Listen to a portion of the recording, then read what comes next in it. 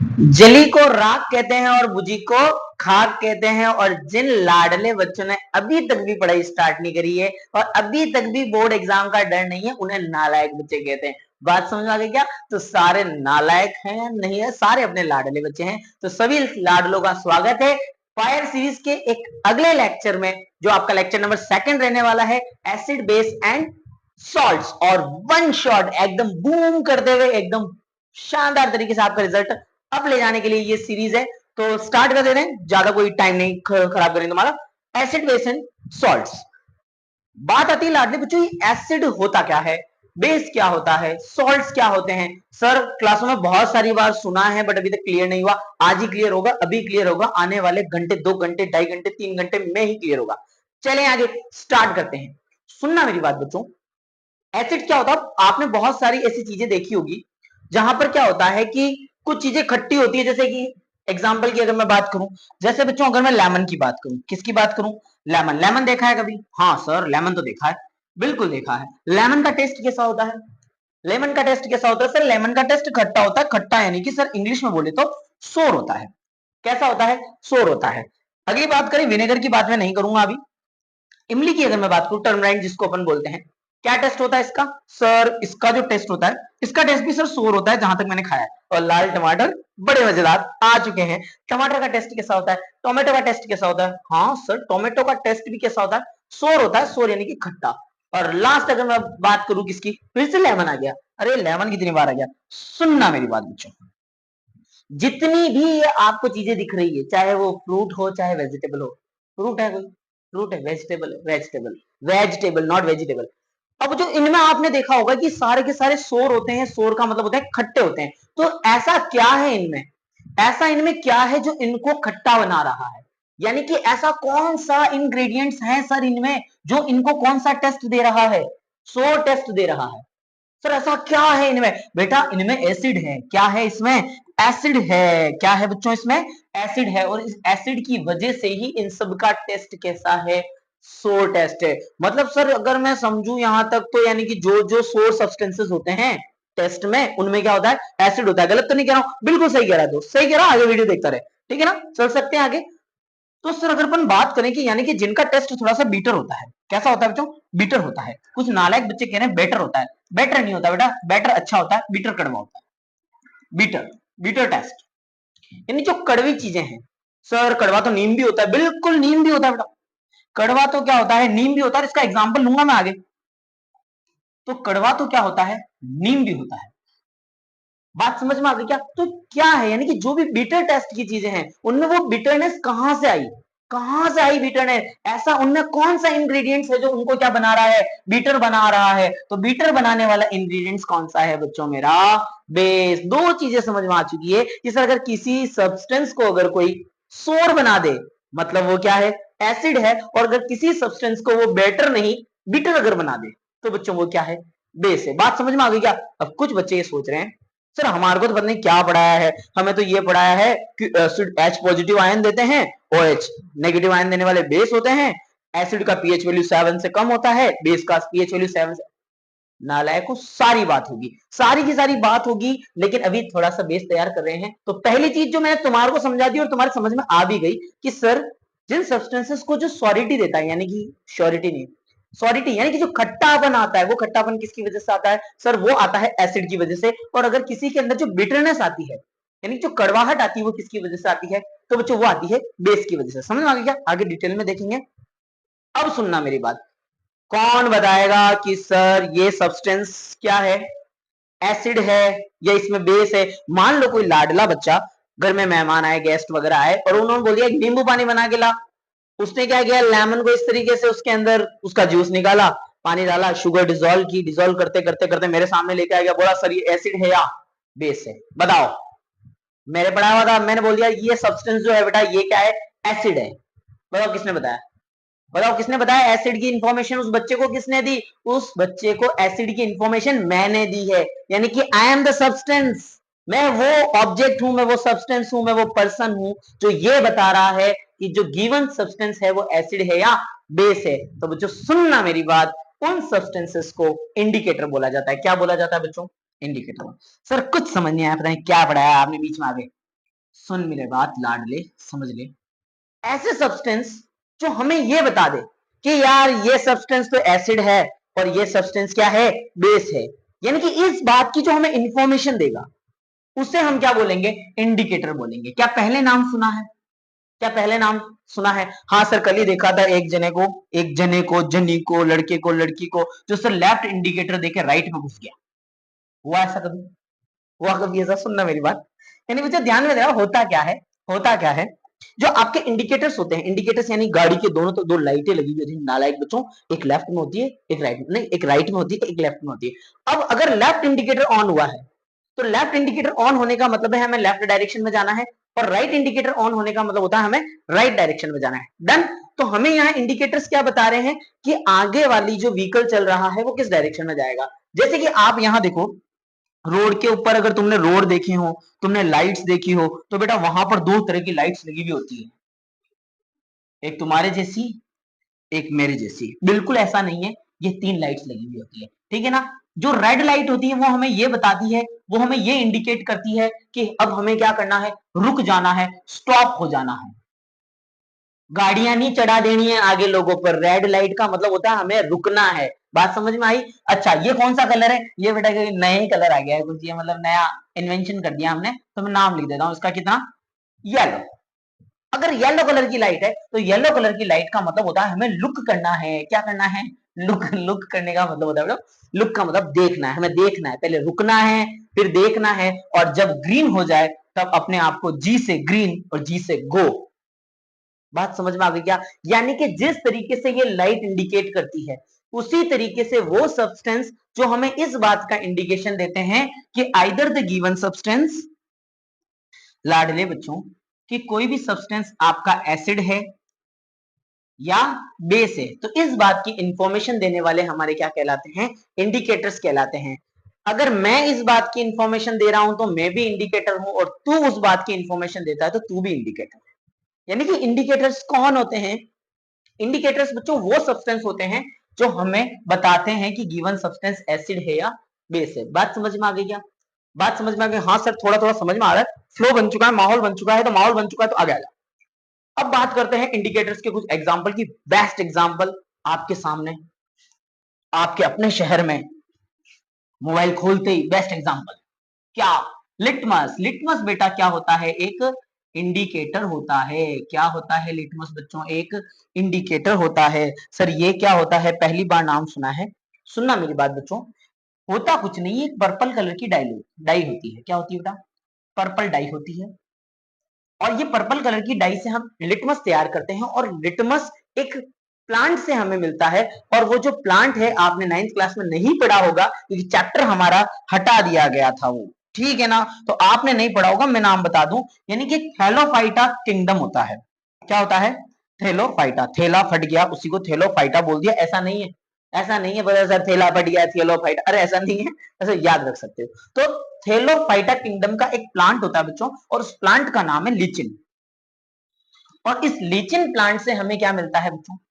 Litmus मिलता है। क्या मिलता है? अब ज्यादा याद नहीं रखना, बस इतना सा याद रखना कौन से प्लांट से मिलता है, और ये तो पूछेगा भी नहीं एग्जाम में। एग्जाम में क्या पूछेगा मैं बताऊंगा। बात समझ में आ गया? अभी भी बताऊंगा, एग्जाम से पहले भी बताऊंगा। डन।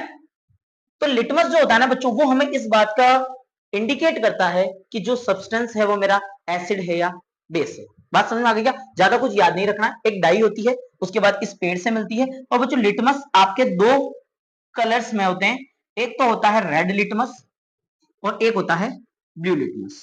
कौन कौन सा? एक तो होता है रेड लिटमस और एक होता है ब्लू लिटमस। सर ये लिटमस हमें क्या बताएगा? ये लिटमस हमें बताएगा कि सब्सटेंस एसिड है या बेस। इतना ईगो उसमें कि लिटमस हमें बताएगा कि सब्सटेंस एसिड है या बेस, तो बताएगा। अब सुनना मेरी बात, कैसे बताएगा, इधर ध्यान देना। यानी बच्चों सुनना कि अगर कोई भी रेड लिटमस, सुनना मेरी बात, अगर मेरे पास रेड लिटमस है, क्या है बच्चों? रेड कलर का लिटमस है। सुनना मेरी बात, रेड कलर का लिटमस अगर बच्चों ब्लू कलर में कन्वर्ट हो जाए, इस बात को अच्छे से समझ लेना, कोई नई चीज नहीं है बट काम की है। अगर कोई भी रेड कलर का लिटमस किसमें चेंज हो गया बच्चों, अगर आपका ब्लू कलर में चेंज हो गया, तो बच्चों ध्यान देना, वो जो सब्सटेंस था ना, वो जो सब्सटेंस था आपने एक रेड लिटमस लिया, सॉल्यूशन के अंदर डिप किया, किसमें डिप किया, सॉल्यूशन के अंदर डिप किया, और देखो क्या से क्या हो गए, देखते देखते वो रेड कलर से किस में कन्वर्ट हो गया, ब्लू कलर में कन्वर्ट हो गया। मतलब बेटा ये जो सब्सटेंस है ना तेरा, ये कहीं ना कहीं एसिड नहीं, ये बेस रहा होगा। क्या रहा होगा, बेस रहा होगा। यानी कि सर जो रेड लिटमस को ब्लू में कन्वर्ट कर दे, आपने रेड लिटमस लिया, डाला उसको अंदर, और वो किसमें कन्वर्ट हो गया, ब्लू में। जादू, ब्लू कलर का जादू देखा तुमने, देखा ब्लू कलर का जादू कोई मिल गया मैं। तो रेड लिटमस को अगर किसमें कन्वर्ट कर दिया जाए, ब्लू में कन्वर्ट कर दिया जाए, मतलब मेरा सब्सटेंस कैसा था, बेस था। यानी कि base are the substances which convert blue lit sorry red litmus into blue.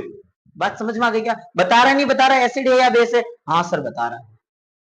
बात समझ में आ गई क्या। लेकिन बच्चों ध्यान देना, आपके पास ब्लू लिटमस है, कौन सा लिटमस है, अरे कौन सा लिटमस है, ब्लू लिटमस है। और अगर वो ब्लू लिटमस आपका किसमें कन्वर्ट हो चुका है, रेड में, लाल लाल कर दिया सर, क्या कर दिया, लाल कर दिया, अच्छा खासा ब्लू चल रहा था लाल कर दिया, तो बेटा जो रेड में कन्वर्ट कर दे, जो किस में कन्वर्ट कर दे, रेड में कन्वर्ट कर दे, उसको क्या बोला जाता है, एसिड बोला जाता है। कुछ फॉन्ट लिखे हुए हैं यहाँ सामने, पढ़ सकते हो तुम लोग, पढ़े लिखे नालायक बच्चे हो तो पढ़ सकते हो कि blue litmus paper turns red, blue litmus किस में टर्न हो जाएगा, रेड में टर्न हो जाएगा on dipping in the acid. किस में बच्चों, एसिड के अंदर। यानी ब्लू किस में कन्वर्ट होगा, रेड में, और रेड किस में कन्वर्ट होगा, ब्लू में, बाय एल्कली। अब ये एल्कली क्या होता है, ये एल्कली, एल्कली क्या है, ये एल्कली, एल्कली समझ में आ रही है मेरी बात। तो ये एल्कली क्या होता है, एल्कली और कुछ नहीं होता लाडले बच्चों, बेस को ही एल्कली बोला जाता है। आगे अपन पूरी डिटेल में बात करेंगे कि एल्कली क्या होता है। चल सकता हूं आगे।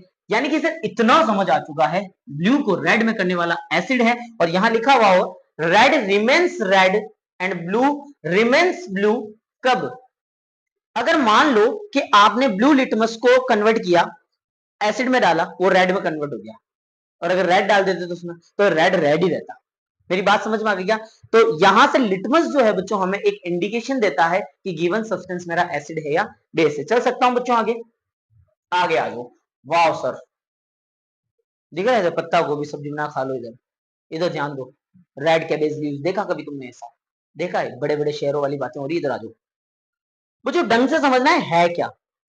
अब अगर मैं इंडिकेटर्स की बात करूं तो हमारे पास दो टाइप के इंडिकेटर्स होते हैं। कितने टाइप्स के इंडिकेटर होते हैं, दो टाइप के इंडिकेटर होते हैं। पहला होता है हमारे पास नेचुरल इंडिकेटर, पहला नेचुरल इंडिकेटर, दूसरा होता है हमारे पास सिंथेटिक इंडिकेटर। कौन से बच्चों, सिंथेटिक इंडिकेटर। एक होते हैं नेचुरल इंडिकेटर, एक होते हैं सिंथेटिक इंडिकेटर। नाम से ही पता चल रहा है, नेचुरल यानी कि जो किसमें पाए जाएंगे, जो नेचुरल है।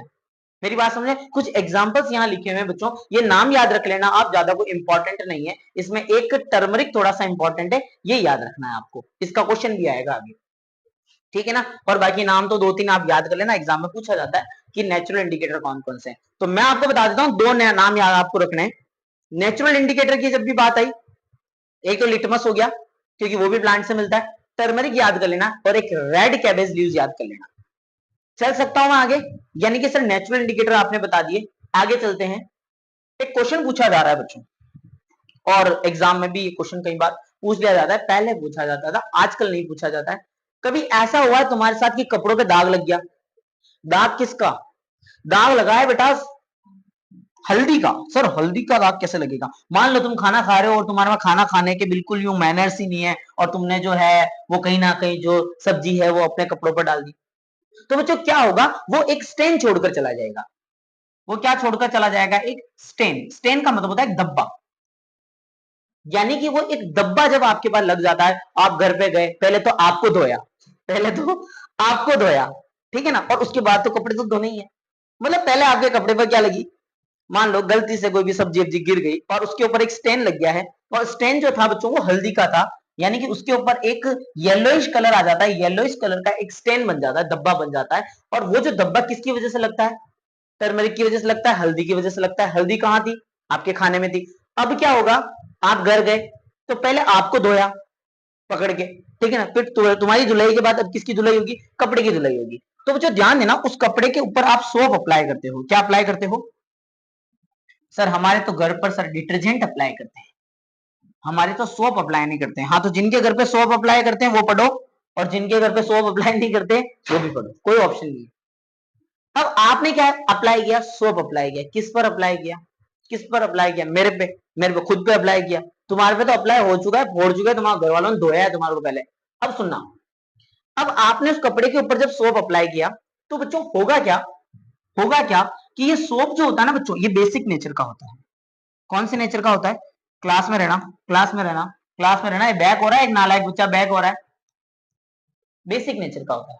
कौन से नेचर का होता है, बेसिक नेचर का होता है। अब आपने उसको कहां अप्लाई किया, स्टेन के ऊपर, यानी टर्मरिक किससे मिली, सोचो, टर्मरिक किससे मिली, सर सोप से मिली, और सोप कौन से नेचर का था, बेसिक नेचर का था। यानी बच्चों यहां पर ये जो आपको येलोइश कलर का जो स्टेन दिख रहा है, येलोइश कलर का स्टेन जो दिख रहा है बच्चों, ये ब्राउन कलर का हो जाएगा। सर दिख ही नहीं रहा है, पता नहीं क्या पढ़ा रहे हो आप, ये ब्राउन कलर का हो जाएगा। लाडले ले, अब दिखा तेरे को, कौन सा कलर का हो गया, ये ब्राउन कलर का हो चुका है। कब हुआ, टर्मरिक येलो थी और येलो से क्या बन गई, ब्राउन बन गई। अरे येलो से क्या बन गई, येलो से ब्राउन बन गई। तो येलो से ब्राउन जब कलर हुआ टर्मरिक का, तो किसकी प्रेजेंस में हुआ, सर वो बेस की प्रेजेंस में हुआ, वो सोप की प्रेजेंस में हुआ। यानी लाडले बच्चों, अगर अपन बात करें तो जो बेसिक नेचर का होगा ना, वहां पर टर्मरिक क्या करेगी, येलो से किस में कन्वर्ट हो जाएगी, ब्राउन में कन्वर्ट हो जाएगी। येलो से किस में कन्वर्ट हो जाएगी, ब्राउन में। कब, कब, बेस के केसेस में। तो यहां से आपको याद रखना है कि टर्मरिक जो होती है, जो हल्दी होती है बच्चों, वो हल्दी किसका एग्जांपल होती है, एक नेचुरल इंडिकेटर का एग्जांपल होती है। And it turns it colour from yellow to brown, yellow to brown in the basic medium, ये आपको याद रखना है। येलो से ब्राउन हो जाएगी बेसिक मीडियम में, कौन, टर्मरिक। कौन, टर्मरिक। मतलब अब हमें हल्दी बताएगी, हमें टर्मरिक बताएगी कि सब्सटेंस आपका बेसिक है। और कैसे बताएगी, यानी अपने कलर को क्या कर लेगी, ब्राउन कर लेगी, अपने कलर को क्या कर लेगी, ब्राउन। आप करके भी देख सकते हो, आराम से घर जाना, एक कटोरी सब्जी लेना, सब्जी लेके खुद पे डाल देना, बात समझ आ गई क्या, बस येलो येलो, येलो येलो, ठीक है। फिर घर जाना, फिर सोप अप्लाई करना, कौन सा कलर मिलेगा आपको, कौन सा कलर मिलेगा आपको, मिलेगा बच्चों ब्राउन कलर। तब हम समझ जाएंगे, वाह सर इस बार हल्दी ने क्या बताया कि सोप मेरी कौन से कलर, सोप किस नेचर की थी, बेसिक नेचर की। समझ में आई क्या मेरी बात बच्चों, तो एग्जाम्पल हो चुके हैं, चल सकता हूं मैं आगे। नेक्स्ट अगर अपन बात करें तो बोल रहा है सिंथेटिक इंडिकेटर। दो ही सिंथेटिक इंडिकेटर होते हैं, समझना इधर। दो सिंथेटिक इंडिकेटर आपके एग्जाम, दो ही होते नहीं है, दो आपकी बुक में लिखे हुए हैं, ठीक है ना। तो दो सिंथेटिक इंडिकेटर आपकी बुक में लिखे हुए हैं, एक तो लिखा हुआ बच्चों मिथाइल ऑरेंज, आपको याद रखना है, और एक रखा हुआ फिनेप्थिलीन बोल। एक तो मिथाइल ऑरेंज और एक क्या बच्चों, फिनेप्थिलीन। फिनेप्थिलीन की बोल आती है इसलिए फिनेप्थिलीन बोल भी लिखा जाता है, और नॉर्मल फिनेप्थिलीन भी लिख देते हैं, और तुम नहीं भी लिखोगे तो भी काम चल ही जाएगा। कैसे, 0 नंबर लाके चल सकते हैं आगे। अरे चले आगे, बिल्कुल। अब आगे सुनना बच्चों कि ये अपना कलर कैसे चेंज करते हैं। एक ये चार्ट बना हुआ है, बहुत खूबसूरत सा चार्ट है, बहुत सुंदर सा वाव वाला चार्ट है। अभी चार्ट को समझो आप, चार्ट को नहीं समझना है, चार्ट नहीं, छोले भटूरे चार्ट, इनसे बाहर आओ, इनसे बाहर आओ, टेंथ में आओ, टेंथ में आ जाओ। ये चार्ट है बच्चों, ये क्या है, ये चार्ट है। अब इस चार्ट को समझना आप, यहां पर पूरा का पूरा चार्ट, मैं साइड में हो जाता हूं, इसका स्क्रीनशॉट ले लेना।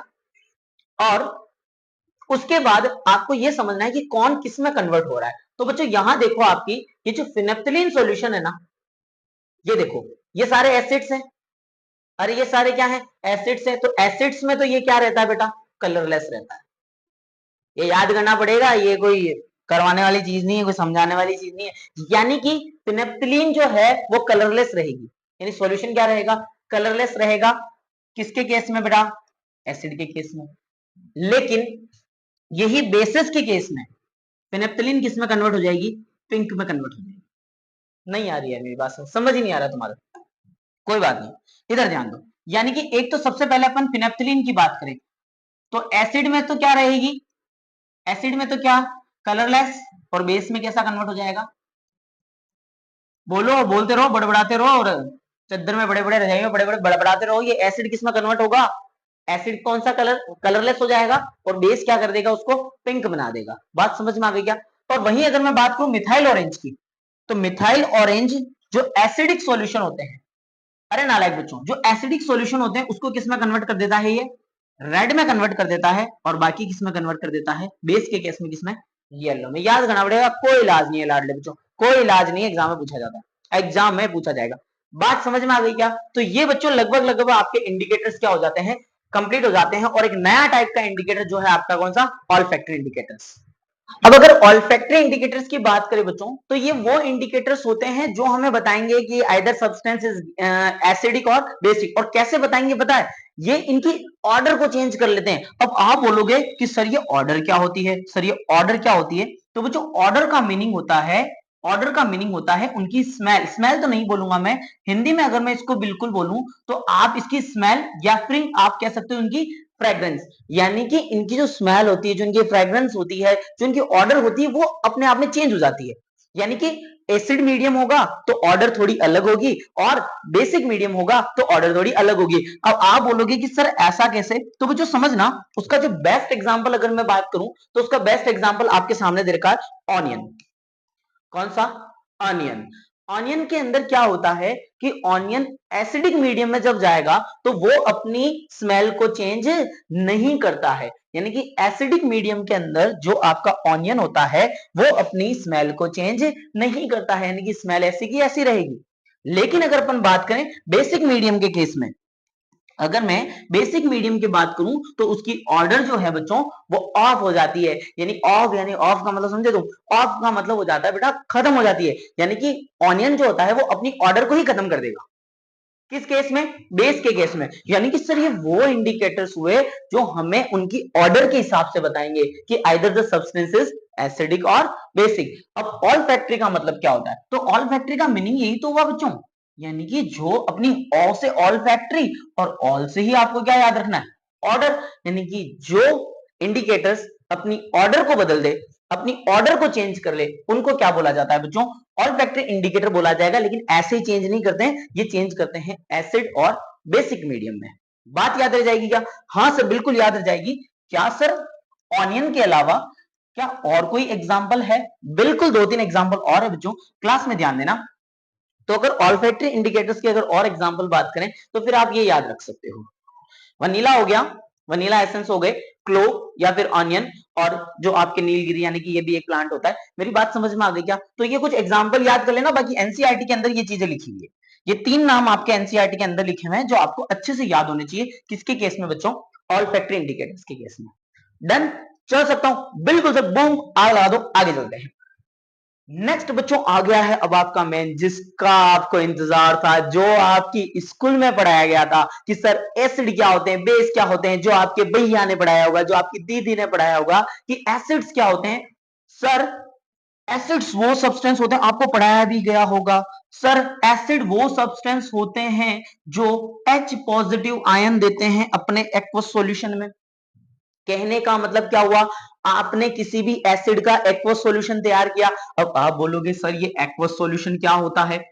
एक बच्चा बोल रहा है सर बस बोर हो चुका हूं, अब मैं क्लास छोड़कर जा रहा हूं। बना रे क्लास, आग लगने वाली इधर। बात समझना, क्लास एकदम बूम पकड़ने वाली है अब, क्योंकि अब आपकी मेन डिफाइन तो अब आई है बच्चों।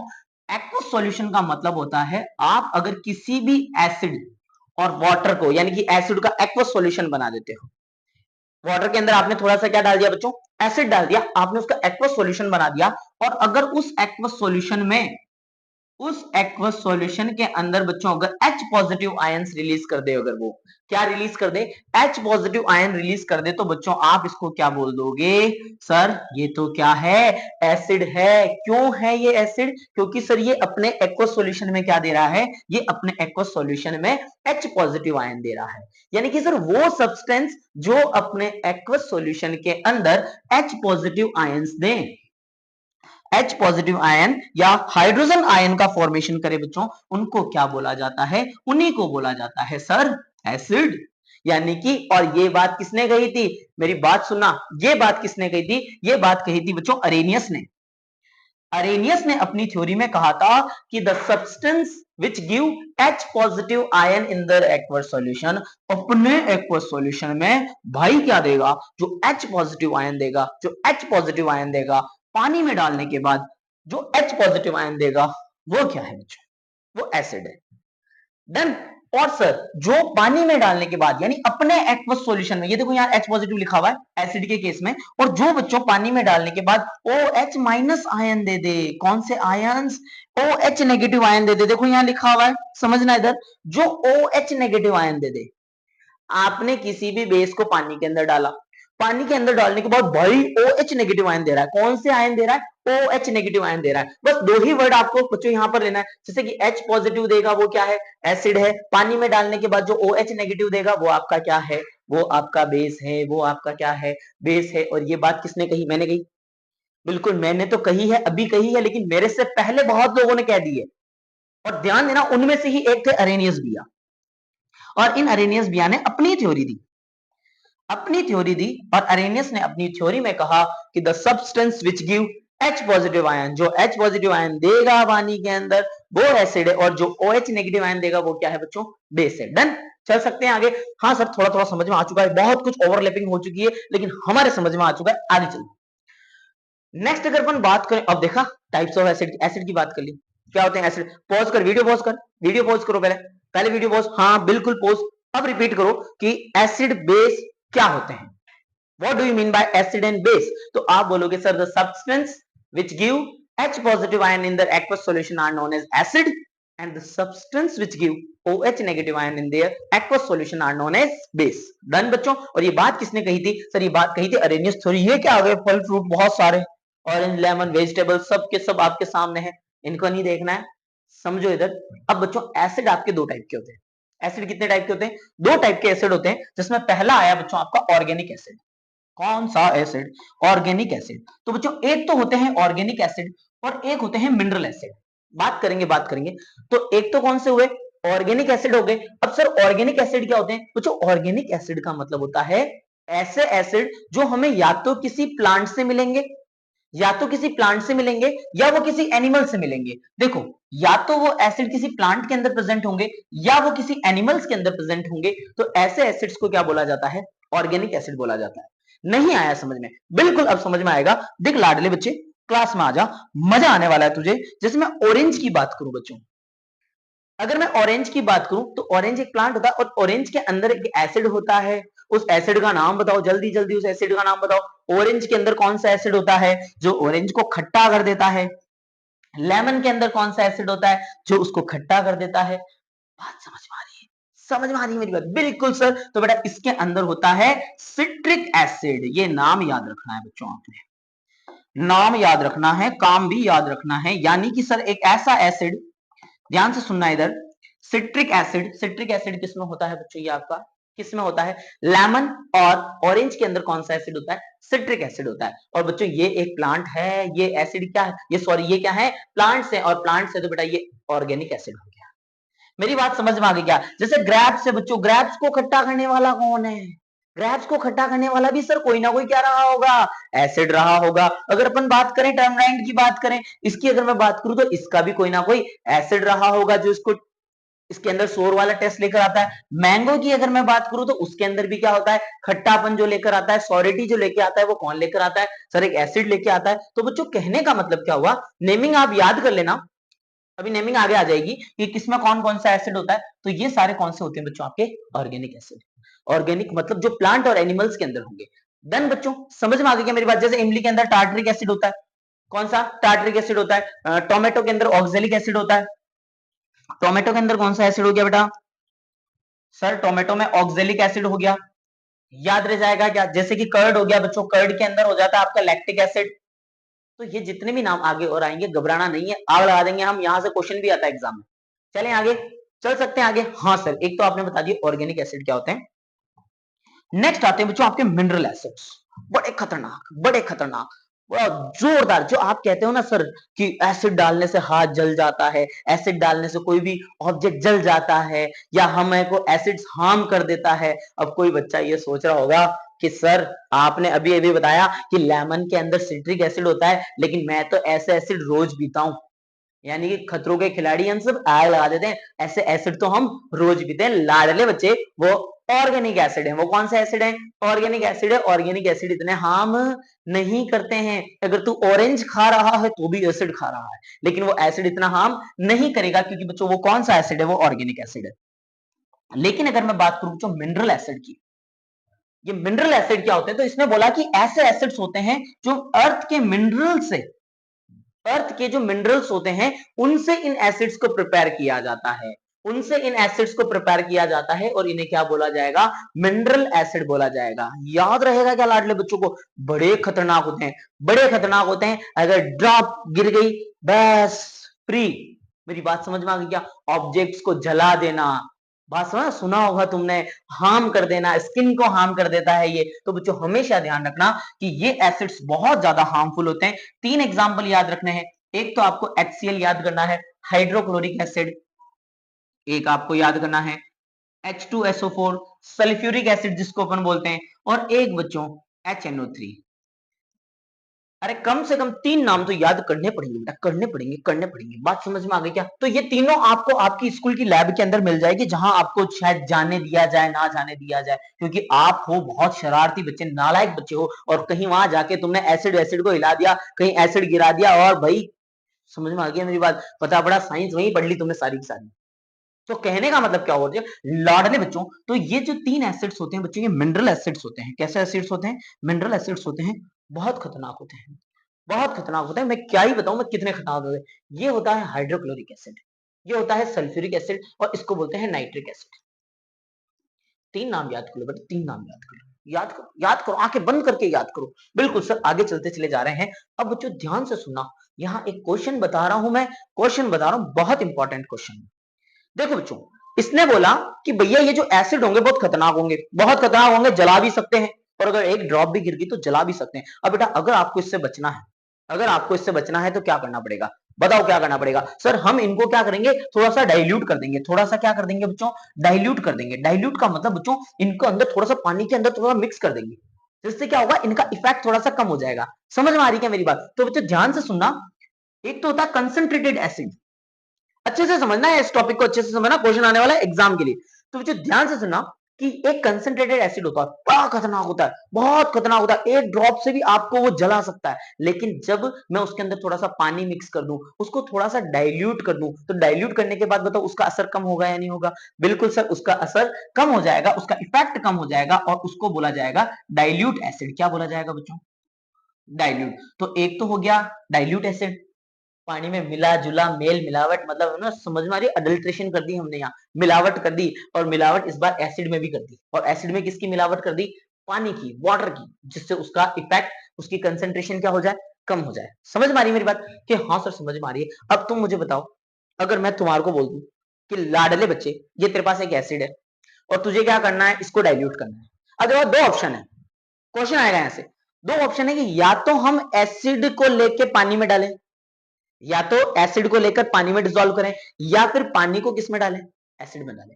वाटर को एसिड में ऐड करो, या एसिड को वाटर में ऐड करो। अब आप बोलोगे सर कहानी तो वही है, किसी को किसी के अंदर ऐड कर दो, क्या हो गया, मिक्स ही तो करना है। नहीं लाडले बच्चों, एक लाइन, बहुत प्यारी लाइन लिखी हुई है, बहुत प्यारी लाइन लिखी हुई है कि always add acid into water to avoid any accident. बोल रहा है कि सर हमेशा ध्यान रखना, एसिड को किसमें मिलाना है? पानी के अंदर मिलाना है। अरे एसिड को किसमें मिलाना है? पानी के अंदर मिलाना है। पानी को कभी एसिड के अंदर मत डाल देना, अरे एक्सीडेंट हो जाएगा। एक्सीडेंट बेटा लैब में भी होता है, पता पड़ा सर, हम क्यों जाएंगे रोडों में? समझना इस चीज को, क्यों? एक छोटा सा एग्जाम्पल और जिंदगी सेट, समझना इस बात को। कभी ऐसा हुआ है कि घर के अंदर मम्मी ने बढ़िया एकदम पूड़ी उड़ी बनाई, और उसका ऑयल अभी भी गर्म है, उसका ऑयल अभी भी क्या है? गर्म है, और तुम जाके उसमें पानी डाल दो, है? पानी डाल सकते हो? नहीं सर, क्योंकि अगर हमने उसके अंदर क्या डाल दिया, पानी डाल दिया, तो बहुत ज्यादा क्या निकला, पानी। इस तरीके से वो ऑयल उछल जाएगा, और ऑयल उछलने के बाद हो सकता है हमें क्या कर दे, हार्म कर दे, हो सकता है हमें जला दे। क्या गर्म पानी के अंदर तुम बताओ वाटर डाल सकते हो क्या? सॉरी गर्म पानी, सॉरी गर्म ऑयल के अंदर, जो ऑयल होता है उसके अंदर आप वाटर को ऐड कर सकते हो क्या? कि नहीं सर वो तो नहीं करेंगे, अगर हम करेंगे तो बहुत सारी एनर्जी वहां से निकलेगी और हमारे को जला देगी। सेम कंसेप्ट किस में लगता है बच्चों? इस वाले केस में लगता है कि अगर आपके पास कोई भी एसिड है, और इस एसिड के अंदर अगर आप क्या ऐड कर देते हो?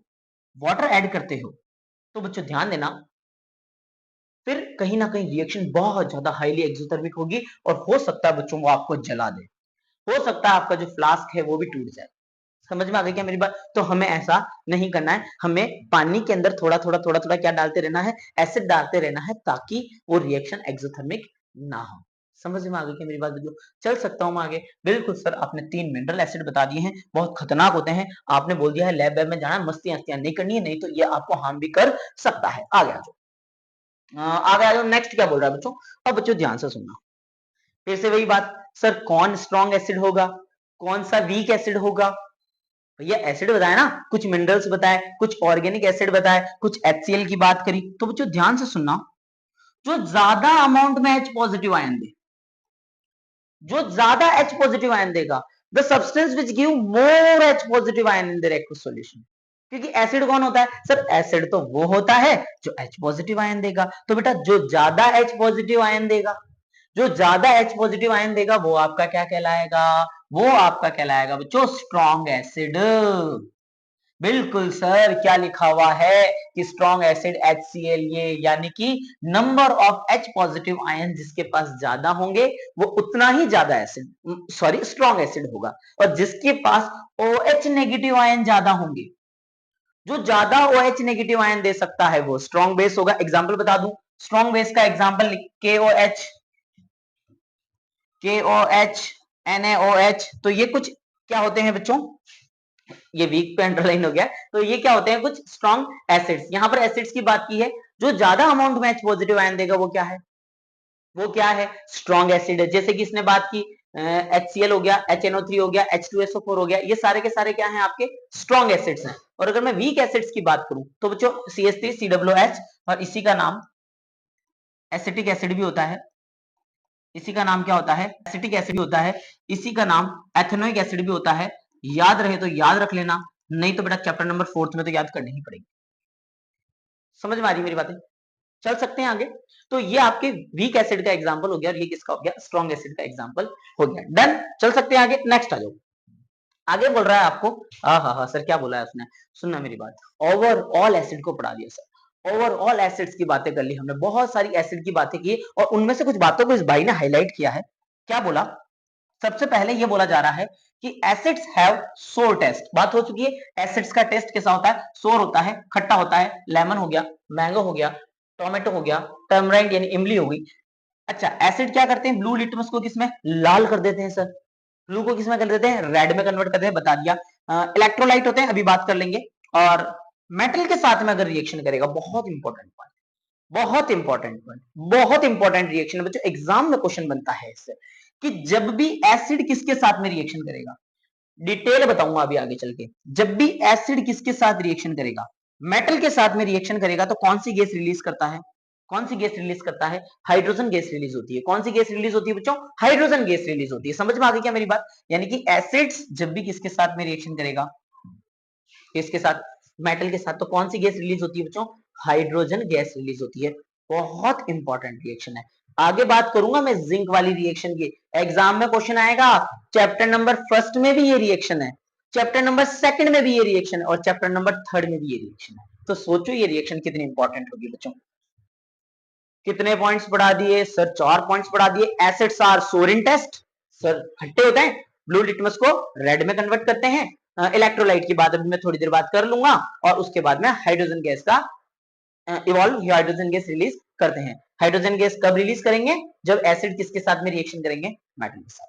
बात करेंगे, अभी बात करेंगे। नेक्स्ट आ जाओ। अब इस 4th पॉइंट को अच्छे से समझना बच्चों, ध्यान से सुनना। क्या किया मैंने? यहां लिया एक एसिड, और ये एसिड है बच्चों आपका डाइल्यूट सल्फ्यूरिक एसिड। कौन सा? Dilute sulphuric acid. Sulphuric acid का मतलब होता है H2SO4। H2SO4 कहानी समझना। कौन सा एसिड लिया? कौन सा एसिड लिया सर? एसिड लिया H2SO4, इसके अंदर डाल दिया। इसके अंदर मैंने क्या किया बेटा? कुछ जिंक के ग्रेन्यूल्स डाल दिए। किसके टुकड़े डाले? अच्छे से सुनना क्वेश्चन को, बोर होना ही नहीं है, बोर बिल्कुल नहीं होना है, पढ़ना पड़ेगा। पढ़ने के लिए ही अवतार लिया है अपन ने। बात समझ में आ गई क्या? तो बेटा पढ़ना पड़ेगा, एग्जाम आने वाला, एग्जाम आने वाले, एग्जाम में क्वेश्चन आएगा ये। तो जिंक ने क्या किया बच्चों? जिंक के कुछ टुकड़े डाले मैंने HCl के अंदर। किसके अंदर डाले? सॉरी, H2SO4 के अंदर डाले। अब बेटा H2SO4 तो हो गया एक एसिड, अरे H2SO4 तो हो गया सर एक एसिड, अंदर जाके किससे मिला? जिंक से मिला। और जिंक से कौन मिला? जिंक से मिला सर H2SO4। और जैसे ही ये दोनों आपस में रिएक्शन करते हैं, अभी बताया था, भूलो मत, अभी बताया था कि सर जब मेटल किसके साथ में रिएक्शन करेगा, एसिड के साथ में, तो मेटल का क्या बनाता है, सॉल्ट बनाता है, और साथ में कौन सी गैस रिलीज होती है, हाइड्रोजन गैस रिलीज होती है। क्या होगा अब यहाँ, जिंक ने किसके साथ में रिएक्शन करी, H2SO4 के साथ में रिएक्शन करी, तो क्या बनाएगा बच्चों, ये यहां से बनाएगा ZnSO4, क्या बनाएगा, ZnSO4, और साथ में कौन सी गैस रिलीज कर देगा, ये हाइड्रोजन गैस रिलीज कर देगा। रिएक्शन को समझना, एक्टिविटी समझना। यहां इसने जिंक के कुछ ग्रेन्यूल्स डाले, यहां पर क्या होगा, ZnSO4 तो बनेगा ही बनेगा, लेकिन बच्चों यहां से हाइड्रोजन गैस निकलेगी, ये हाइड्रोजन गैस निकली। अब इस हाइड्रोजन गैस को मैंने क्या किया, यहां से पास करवाया, और पास किसमें से करवाया, यहां आप कुछ देख रहे हो, यहां पर रखा हुआ है बेटा सोप का सॉल्यूशन। क्या रखा, बहुत इंपॉर्टेंट है बेटा, बहुत इंपॉर्टेंट है, क्या रखा हुआ है, सोप का सॉल्यूशन रखा हुआ है। अब सोप सॉल्यूशन से क्या होगा, हाइड्रोजन गैस आएगी, आएगी, ऐसा वो देखा तुमने बात समझ, यानी कि क्या होती है, बबल्स बना देती है। अरे ये सोप के अंदर जाएगी, और सोप के अंदर जाने के बाद क्या बनाएगी, यहाँ बबल्स बनाएगी, ये देखो बबल्स बनाए। मुझे बताओ इन बबल्स में कौन सी गैस होगी, सोचो सोचो सोचो, इन बबल्स के अंदर कौन सी गैस होगी, सर जाहिर सी बात है इसके अंदर कौन सी गैस होगी, हाइड्रोजन गैस होगी, क्योंकि सर मैंने यहाँ जिंक लिया था, जिंक के अंदर एसिड, और इसने बनाया H2 गैस, और हाइड्रोजन गैस रिलीज हुई। हाइड्रोजन गैस जब रिलीज हुई बेटा, तो यहाँ पर ये बबल्स में कौन सी गैस भरी हुई है, हाइड्रोजन। अब आपने क्या करना है, यहाँ एक बर्निंग कैंडल लेकर आनी है। ओ ले सर, बर्निंग कैंडल क्या होता है, हमें तो पता ही नहीं। बेटा बर्निंग कैंडल का मतलब होता है जलती हुई मोमबत्ती लेकर आनी है आपको, यानी कि बर्निंग कैंडल जब आप यहाँ लेकर आओगे, और जैसे ही इस हाइड्रोजन बबल के पास लेकर आओगे, तो हाइड्रोजन बबल बर्स्ट हो जाएगा, फट जाएगा, और एक साउंड आएगा बच्चों, और वो साउंड कौन सा होगा, पॉप साउंड। मेरी बात समझ में आ गई, अगर पॉप साउंड आ जाए, अगर हाइड्रोजन गैस जैसे ही रिलीज हो, बबल्स बने, और अगर बच्चों क्या आ जाए, कौन सा साउंड आ जाए, अगर पॉप साउंड अगर आ जाता है, कौन सा साउंड अगर आ जाए, पॉप साउंड, तो आप बोल दोगे सर हो ना हो उसमें कौन सी गैस थी, हाइड्रोजन गैस थी। समझ में आया या नहीं आया, यानी आपसे एग्जाम में क्या पूछा जाएगा, आपसे एग्जाम में पूछा जाएगा, बाबू बता मुझे हाइड्रोजन गैस का कंफर्मेशन टेस्ट बताओ, कि आप कैसे पता लगाओगे कि वो हाइड्रोजन गैस ही थी। तो हम बोलेंगे सर हम बहुत इंटेलिजेंट हैं, हम क्या करेंगे, उस हाइड्रोजन गैस को हम निकालेंगे सॉल्ट सॉल्यूशन में से, तो सॉल्ट सॉल्यूशन में से निकालने के बाद जब उसके बबल्स बनेंगे, बबल्स के पास में हम लेकर आएंगे एक बर्निंग कैंडल, और सर पॉप साउंड आएगा, और पॉप साउंड आते ही कौन सी gas confirm, hydrogen gas confirm. समझ में आया है, तो बेटा ये बहुत इंपॉर्टेंट रिएक्शन है, पढ़ना है आपको, एग्जाम में क्वेश्चन देखने को मिलता है। चल सकता हूं आगे आ जाओ। नेक्स्ट आया आपकी अगली प्रॉपर्टी, चार प्रॉपर्टी पढ़ ली थी। अब आगे बोल रहा है बच्चों, अगर मेटल किसके साथ में रिएक्शन कर ले, मेटल किसके साथ में रिएक्शन कर ले, किसी मेटल कार्बोनेट के साथ में रिएक्शन कर ले, या किसी मेटल हाइड्रोजन कार्बोनेट के साथ में रिएक्शन कर ले। यहां पर देखो एक मेटल ले लेते हैं अपन, जैसे कि सुनना मेरी बात, यहां पर मैंने क्या किया, एक कार्बोनेट लिया, मेटल कार्बोनेट, मेटल कार्बोनेट लिया NaCO3, रिएक्शन करवा दी बच्चों इसकी HCl के साथ। ये मेटल का कार्बोनेट है, ये मेटल का, सॉरी ये एसिड है आपका। जैसे इसके साथ में मैं रिएक्शन करवाऊंगा, जैसे ही इसके साथ में मैंने रिएक्शन करवाई, तो सबसे पहले तो बेटा ये सॉल्ट बनाएगा, सॉल्ट हो गया आपका NaCl।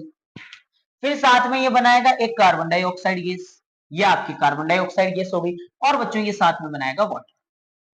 रिएक्शन याद करनी पड़ेगी बच्चों, कोई इलाज नहीं, कोई इलाज नहीं, पढ़ो, कोई इलाज नहीं, कोई इलाज नहीं, पढ़ना पड़े, चार बार लिख, चार बार लिख, चार बार लिख इस रिएक्शन को।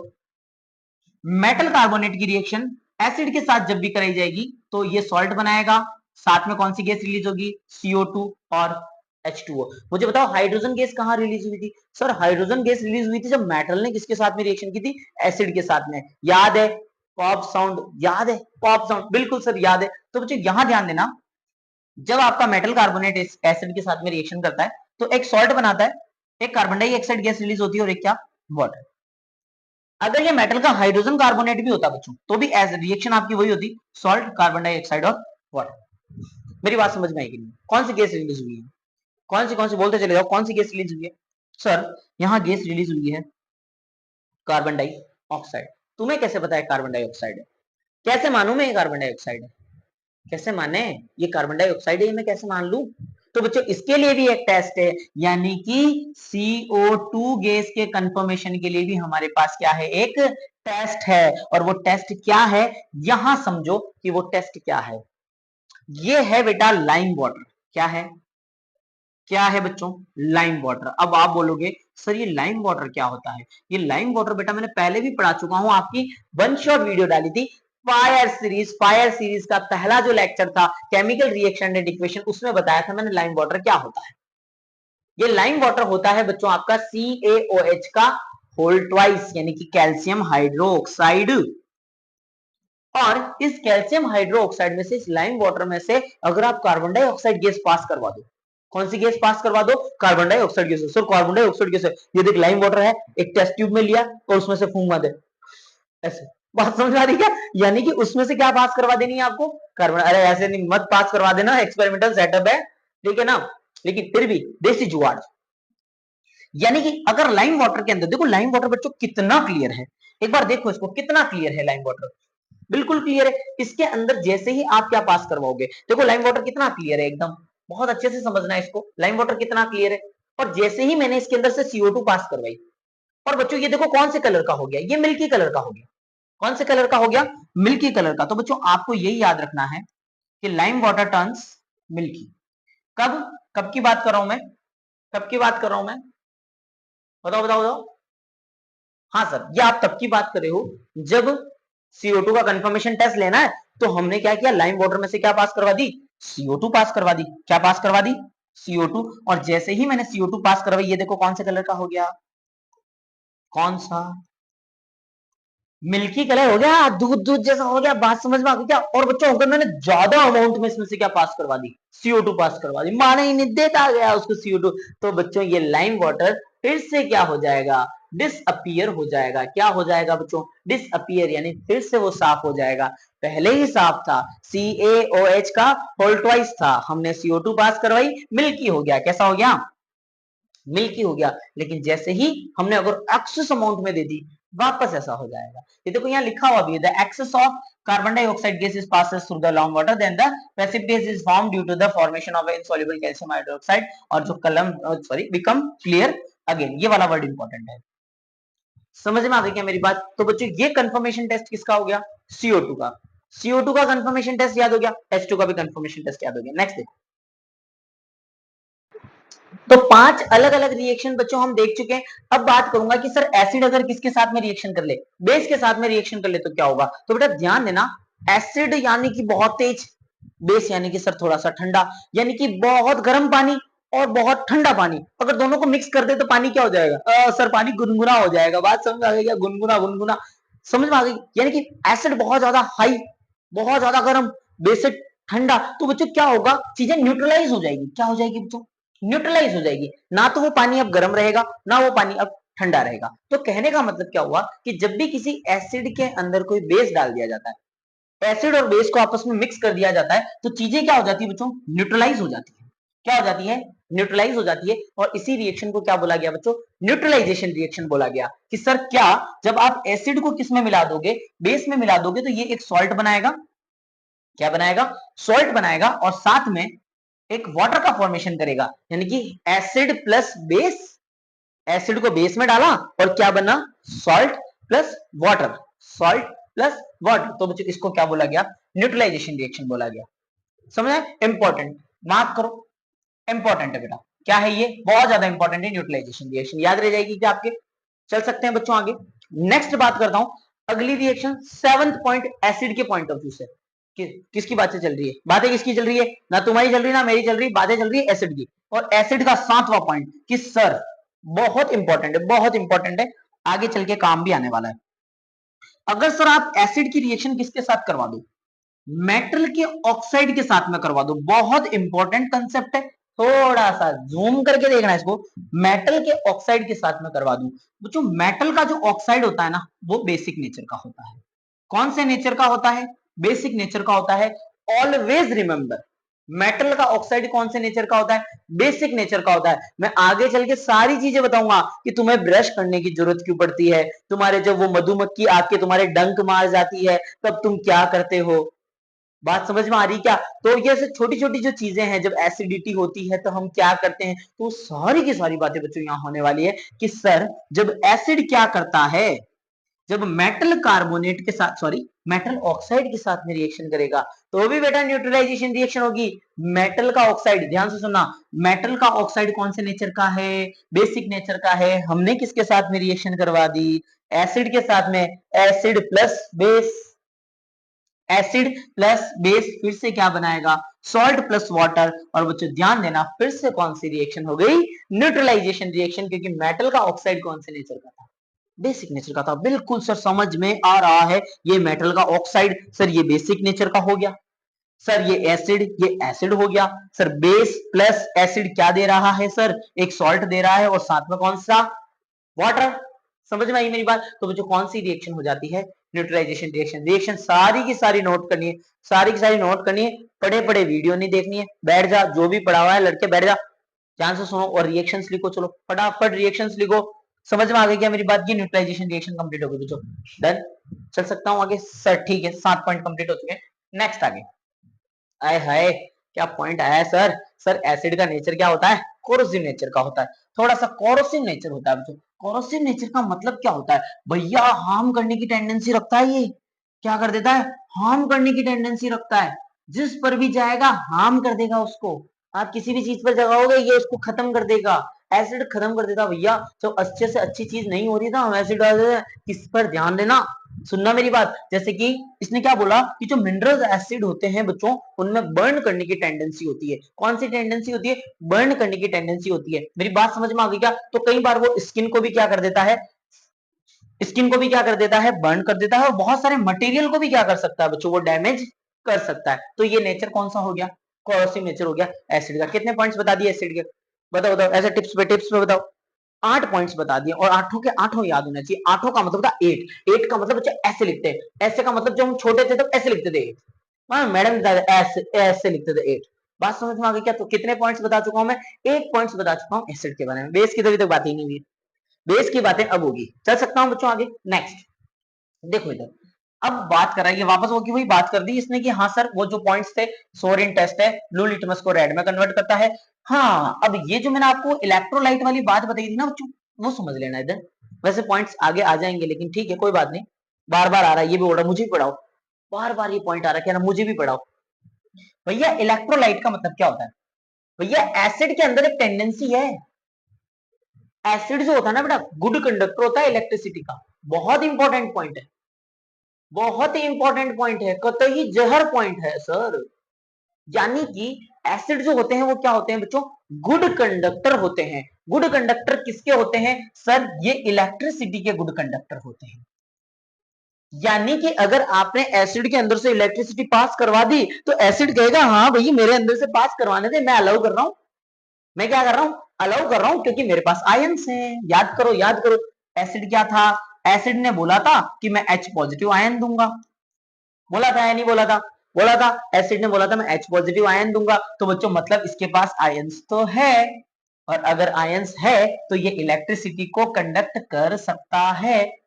बताओ इलेक्ट्रिसिटी को कंडक्ट कर सकता है नहीं कर सकता? तो बच्चों ध्यान से सुनना कि एसिड को इलेक्ट्रोलाइट के तौर पर यूज किया जाता है। अब आप बोलोगे सर इलेक्ट्रोलाइट तो आपने अभी भी नहीं बताया, बेटा कभी कार की बैटरी का नाम सुना है? जो बैटरीज होती है, कार की बैटरी हो गई, इन्वर्टर की जो बैटरीज होती है, उन इन्वर्टर की बैटरीज के अंदर बच्चों एसिड भर दिया जाता है। क्या डाला जाता है, एसिड डाल दिया जाता है। और ये जो एसिड होता है इन्वर्टर की बैटरी में, कार की बैटरी में, इसी को इलेक्ट्रोलाइट बोलते हैं। लाडले बच्चों क्या बोला जाता है, इसी को इलेक्ट्रोलाइट बोला जाता है। तो ये इलेक्ट्रोलाइट का भी काम करता है, मेटल के साथ में रिएक्शन करके हाइड्रोजन गैस भी देता है सर, कार्बन डाइऑक्साइड गैस भी देता है मेटल कार्बोनेट के साथ, मेटल हाइड्रोजन कार्बोनेट के साथ।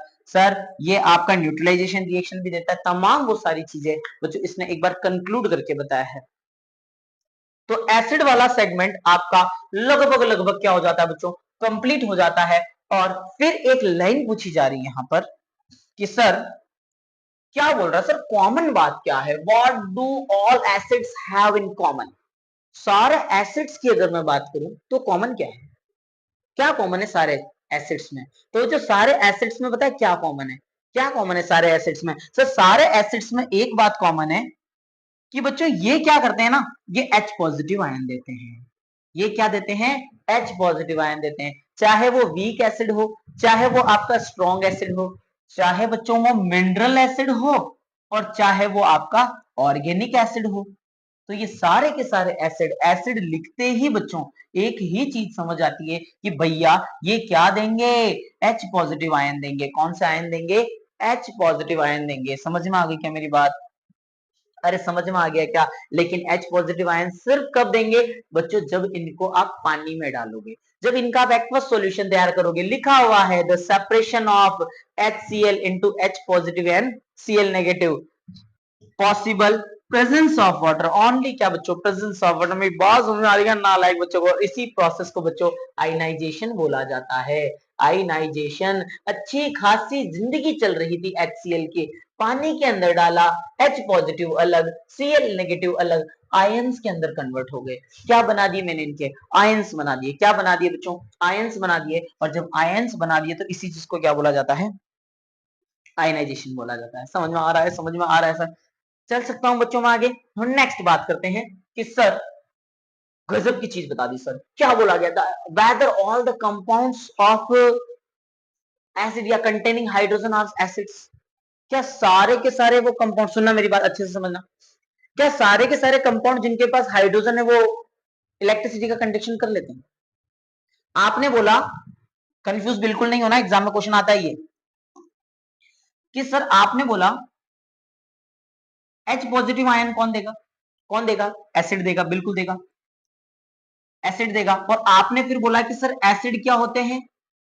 इलेक्ट्रिसिटी के गुड कंडक्टर होते हैं। अच्छे से समझना, H पॉजिटिव आयन देने वाला एसिड है, और इसी की वजह से वो इलेक्ट्रिसिटी का क्या होता है? गुड कंडक्टर होता है। तो क्या हर एक वो सब्सटेंस जिसके पास हाइड्रोजन होगा, क्या वो इलेक्ट्रिसिटी का गुड कंडक्टर होगा? क्या वो इलेक्ट्रिसिटी को कंडक्ट कर देगा? बताओ मुझे, बताओ मुझे। तो ऐसा नहीं है। हाइड्रोजन होना इलेक्ट्रिसिटी का कंडक्शन करे ऐसा जरूरी नहीं है। हाइड्रोजन आयन देना इलेक्ट्रिसिटी का कंडक्शन करेगा। बात समझ नहीं आई? जैसे बच्चों सुनना मेरी बात, यहां इसने एक एग्जांपल लिया है या नहीं भी लिया हो, तो मैं एग्जांपल ले रहा हूं ग्लूकोज का। जो अगर मैं ग्लूकोज की बात करूं बच्चों, C6H12O6, यही होता है ग्लूकोज का फॉर्मूला। हाँ हाँ सर यही होता है, बिल्कुल। अब बच्चों यहां हाइड्रोजन कितने हैं? देखा जाए तो यहां पर भी हाइड्रोजन तो है, देखा जाए तो ग्लूकोज के अंदर भी हाइड्रोजन तो है, लेकिन बच्चों वो इलेक्ट्रिसिटी का कंडक्शन नहीं करता है। लेकिन बच्चों यहां अगर मैं बात करूं एसिड्स की, तो एसिड्स इलेक्ट्रिसिटी का कंडक्शन करते हैं। भैया बल्ब ग्लो हो गया, भैया बल्ब क्या हो गया? ग्लो हो गया। और ये ग्लो किसके केस में हुआ? HCl के केस में। बल्ब ग्लो क्यों हुआ? क्योंकि इलेक्ट्रिसिटी का कंडक्शन हो गया। और यहां अगर मैं बात करूं बच्चों, ये किसकी बात कर रहा हूं मैं? ये अगर कोई भी दूसरा कंपाउंड है, जैसे मैं ग्लूकोज की बात कर ली, मान लेते हैं क्या ये ग्लूकोज ही है, तो बेटा यहां देखो बल्ब नहीं ग्लो किया। Bulb does not glow, bulb ने ग्लो ही नहीं किया। क्यों नहीं किया? क्योंकि वो इलेक्ट्रिसिटी का कंडक्शन नहीं कर रहा है। तो हाइड्रोजन होना इलेक्ट्रिसिटी का कंडक्शन नहीं है, हाइड्रोजन आयन देना इलेक्ट्रिसिटी का कंडक्शन है। बात समझ में आ गई बच्चों? चल सकते हैं आगे। नेक्स्ट देखो क्या कह रहा है। अब बात कर दी इसने बेसिस की। एसिड की कहानी खत्म हुई लाडले बच्चों, मुबारक हो, एसिड की कहानी खत्म हो चुकी है। और अब हम कहानी किसकी पढ़ने जा रहे हैं? बेसिक की। बच्चा बोर हो रहा है, वो बच्चा बोल रहा है, खड़ा हो जा, खड़ा हो जा, खड़ा हो जा, बिल्कुल बैठ जा। बच्चे बोर हो रहे हैं, ये कह रहे हैं सर इतना लंबा चला, क्या बेस भी इतना लंबा चलेगा? बिल्कुल नहीं चलेगा। बेस बिल्कुल शॉर्ट एंड स्वीट है। समझना है इधर, समझना इधर। बेस क्या होते हैं? बेस की बहुत सारी बातें हो चुकी है। सबसे पहले एक वर्ड आया था, और पहले भी आया था, बार बार आ रहा है, ये कह रहा मुझे पढ़ा दो। क्या बोल रहा है? मुझे पढ़ा दो। एल्कली क्या होती है? एल्कली क्या होता है? ये एल्कली बच्चों, एल्कली का मतलब होता है मेरे पास एक बेस है। क्या है? एक बेस है, और अगर वो 100% आयनाइज हो जाए पानी के अंदर, पानी के अंदर डालती बच्चों 100% अगर आयनाइज हो गया, यानी उसने अपने आयंस में डिसोसिएट हो गया 100%, पूरा का पूरा खत्म, तो बच्चों यहां पर उसको क्या बोला जाएगा? एल्कली बोला जाएगा। जैसे NaOH, सर इसका नाम याद करवा दो सर, इसका नाम होता है लाडले बच्चे सोडियम हाइड्रोक्साइड। क्या नाम होता है सर? इसका नाम होता है सोडियम हाइड्रोक्साइड। क्या नाम होता है? Sodium hydroxide. एल्कली है, पानी में डालोगे Na अलग OH अलग, पूरा 100% डिसोसिएट, 100% आयनाइज हो जाता है, तो बच्चे उसको क्या बोला गया? एल्कली बोला गया। Basis which is insoluble, sorry is soluble in water, पूरी की पूरी तरीके से घुल जाते हैं, पूरा का पूरा डिसॉल्व हो जाते हैं, डिसॉल्व हो जाना आयनाइज हो जाना बात ही, बात समझ में आ गई क्या? इनको क्या बोला गया? 100% डिसॉल्व हो जाते हैं, 100% डिसॉल्व, उनको क्या बोला गया? एल्कली बोला गया। बिल्कुल एग्जांपल दे रखे हैं बच्चों, ये याद कर लेना, कुछ एग्जांपल से लिख लेना, इधर स्क्रीनशॉट आराम से वीडियो पॉज करो, इनको लिखो। सोडियम हाइड्रोक्साइड हो गया, कैल्शियम हाइड्रोक्साइड हो गया, पोटेशियम हाइड्रोक्साइड हो गया, अमोनियम हाइड्रोक्साइड हो गया, मैग्नीशियम हाइड्रोक्साइड हो गया। देखो समझ में आई क्या मेरी बात? तो बच्चों ये क्या होते हैं? आपके पास कुछ बेस होते हैं। चल सकते हैं आगे। नेक्स्ट वही बात आ गई कि सर डेफिनेशन बताओ। अरेनियस भैया को बुलाओ। किसको बुलाना है हमारे को? अरेनियस भैया को बुलाना है। अरेनियस भैया ने क्या कहा था? अरेनियस भैया ने कहा था बाबू जो OH नेगेटिव आयन दे, बाबू जो OH नेगेटिव आयन दे उसको क्या नाम दे देना? बेस नाम दे देना। और जो H पॉजिटिव आयन दे उसे क्या नाम दे देना? एसिड नाम दे देना। जो OH नेगेटिव आयन देगा, इधर ध्यान दो, ध्यान से सुनना, अभी ये पिछली वाली साइड में NaOH देखो क्या देगा, कौन सा आयन देगा? OH नेगेटिव आयन देगा। ये कौन सा आयन देगा? सर ये भी OH नेगेटिव आयन देगा। ये कौन सा आयन देगा?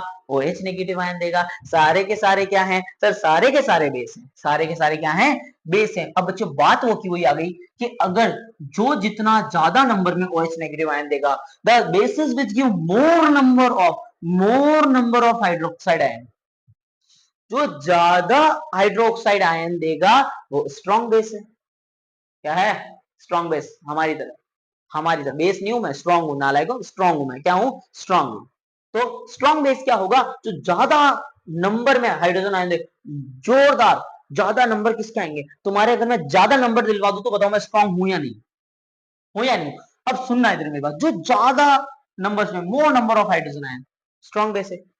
जैसे कि एन, ये NaOH हो गया, अमोनियम हाइड्रोक्साइड हो गया। लेकिन जो क्या थे बच्चों, अपने एक्वस सॉल्यूशन में less number of hydrogen ion दे, कम हाइड्रोजन आयन दे बच्चों, वो क्या है? Weak base. बातें अपन पहले कर चुके हैं, मेरे हिसाब से डन, क्लियर, समझ में आ गया होगा।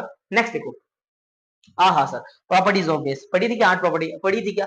8 प्रॉपर्टीज पढ़ी थी, बिल्कुल पढ़ी थी। एसिड के केस में पढ़ा था कि सर वो तो क्या होते हैं? सोर होते हैं, लेकिन हम तो क्या हैं? हम तो सर बीटर हैं। सर वो तो क्या होते थे? उनको आप टच नहीं कर सकते, और टच भी करोगे तो कुछ मिनरल एसिड हार्म होते हैं। ये तो सर कैसे होते हैं? सोपी टू टच, थोड़ा स्लिपरी होते हैं, थोड़े स्लिपरी होते हैं, सोपी होते हैं। वो ब्लू को रेड में कन्वर्ट कर रहे थे, हम रेड को किस में कन्वर्ट करेंगे? ब्लू के अंदर कन्वर्ट करेंगे। कितनी प्रॉपर्टीज हो गई? 3 प्रॉपर्टीज हो गई। सर वहां फोर्थ प्रॉपर्टी क्या थी? बताओ, बताओ फोर्थ प्रॉपर्टी क्या थी? फोर्थ प्रॉपर्टी ये थी कि जब मेटल किसके साथ में रिएक्शन कर रहा था? जब मेटल एसिड के साथ में रिएक्शन कर रहा था, याद करो, जिंक के कुछ टुकड़े डाले थे, हाइड्रोजन गैस रिलीज हुई थी, याद है या नहीं है? फोर्थ पॉइंट बच्चों सेम चीज यहां है कि अगर आप बेस की रिएक्शन, बेस जो है इसको छोड़ो, बेस की रिएक्शन अगर मैं किसके साथ करवा देता हूं? किसी मेटल के साथ में करवा देता हूं, तो बच्चों सारे मेटल्स रिएक्ट नहीं करते हैं। क्या बोला है? Some metals. कौन से मेटल्स? सर सिर्फ और सिर्फ एक तो एल्यूमिनियम रिएक्ट करेगा, लाडले बच्चों, एक तो एल्यूमिनियम रिएक्ट करेगा और एक जिंक रिएक्ट करेगा। किसके साथ? किसके साथ? किसके साथ बताओ, किसके साथ रिएक्शन करेगा? बिल्कुल सर, बेस के साथ। बेस के साथ सारे मेटल्स रिएक्ट नहीं करते हैं, एक तो एल्यूमिनियम रिएक्ट करता है और एक क्या रिएक्ट करता है?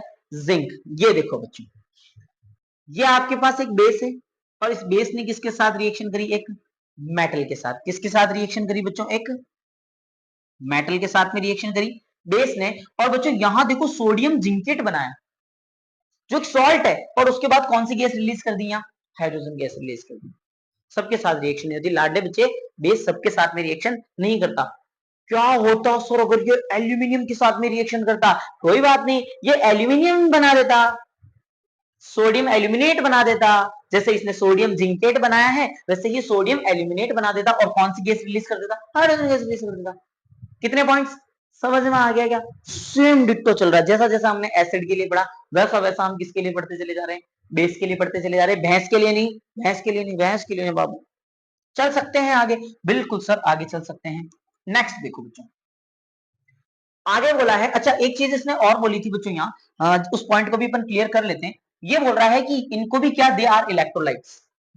जिस तरीके से मैंने एसिड में आपको बताया था कि इलेक्ट्रिसिटी का कंडक्शन करते हैं, उसी तरीके से बेस भी इलेक्ट्रिसिटी का कंडक्शन करते हैं। तो बच्चों इनको भी एज ए इलेक्ट्रोलाइट यूज किया जा सकता है। इलेक्ट्रोलाइट बताया था, कार की बैटरीज बताई थी, एसिड भरा हुआ होता है, तो बच्चों इनको भी एज ए इलेक्ट्रोलाइट यूज किया जा सकता है, क्योंकि ये भी इलेक्ट्रिसिटी का कंडक्शन करते हैं। चल सकता हूं आगे, बिल्कुल सर आग लगा रहे हैं, बस वीडियो खत्म होने वाली थोड़ी देर की बात और है। अब बच्चों आगे की प्रॉपर्टी पढ़ते हैं। फिर से वही बात, बेस ने किसके साथ में रिएक्शन करी, एसिड के साथ में। बताया था ठंडा पानी, गर्म पानी, गुनगुना पानी, तीनों की तीनों बातें हो गई थी।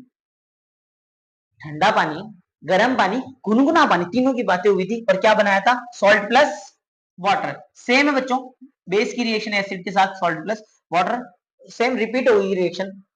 समझ में आई मेरी बात? अब सुनना, वहां आपने बोला था कि जो मेटल के ऑक्साइड्स होते हैं वो बेसिक नेचर के होते हैं, बात हुई थी क्या? मेटल के ऑक्साइड कौन से नेचर के होते हैं, बेसिक नेचर के। यहाँ कौन से ऑक्साइड है, नॉन मेटल के ऑक्साइड है। और बेटा नॉन मेटल के ऑक्साइड कौन से नेचर के होंगे, तो याद रखना बच्चों, नॉन मेटल के जो ऑक्साइड होते हैं वो एसिडिक नेचर के होते हैं। सर ऐसे कैसे, जैसे बेटा कार्बन एक नॉन मेटल हुआ या नहीं हुआ, लेकिन कार्बन का जो ऑक्साइड बनता है, कार्बन डाइऑक्साइड, वो कौन से नेचर का होता है, वो होता है आपका एसिडिक नेचर का। जैसे कि सल्फर, सल्फर जो होता है वो क्या होता है, एक सल्फर क्या होता है बच्चों आपका, एक नॉन मेटल होता है, लेकिन इसका ऑक्साइड अगर आप बनाओगे तो कौन सा होगा, एसिडिक नेचर का।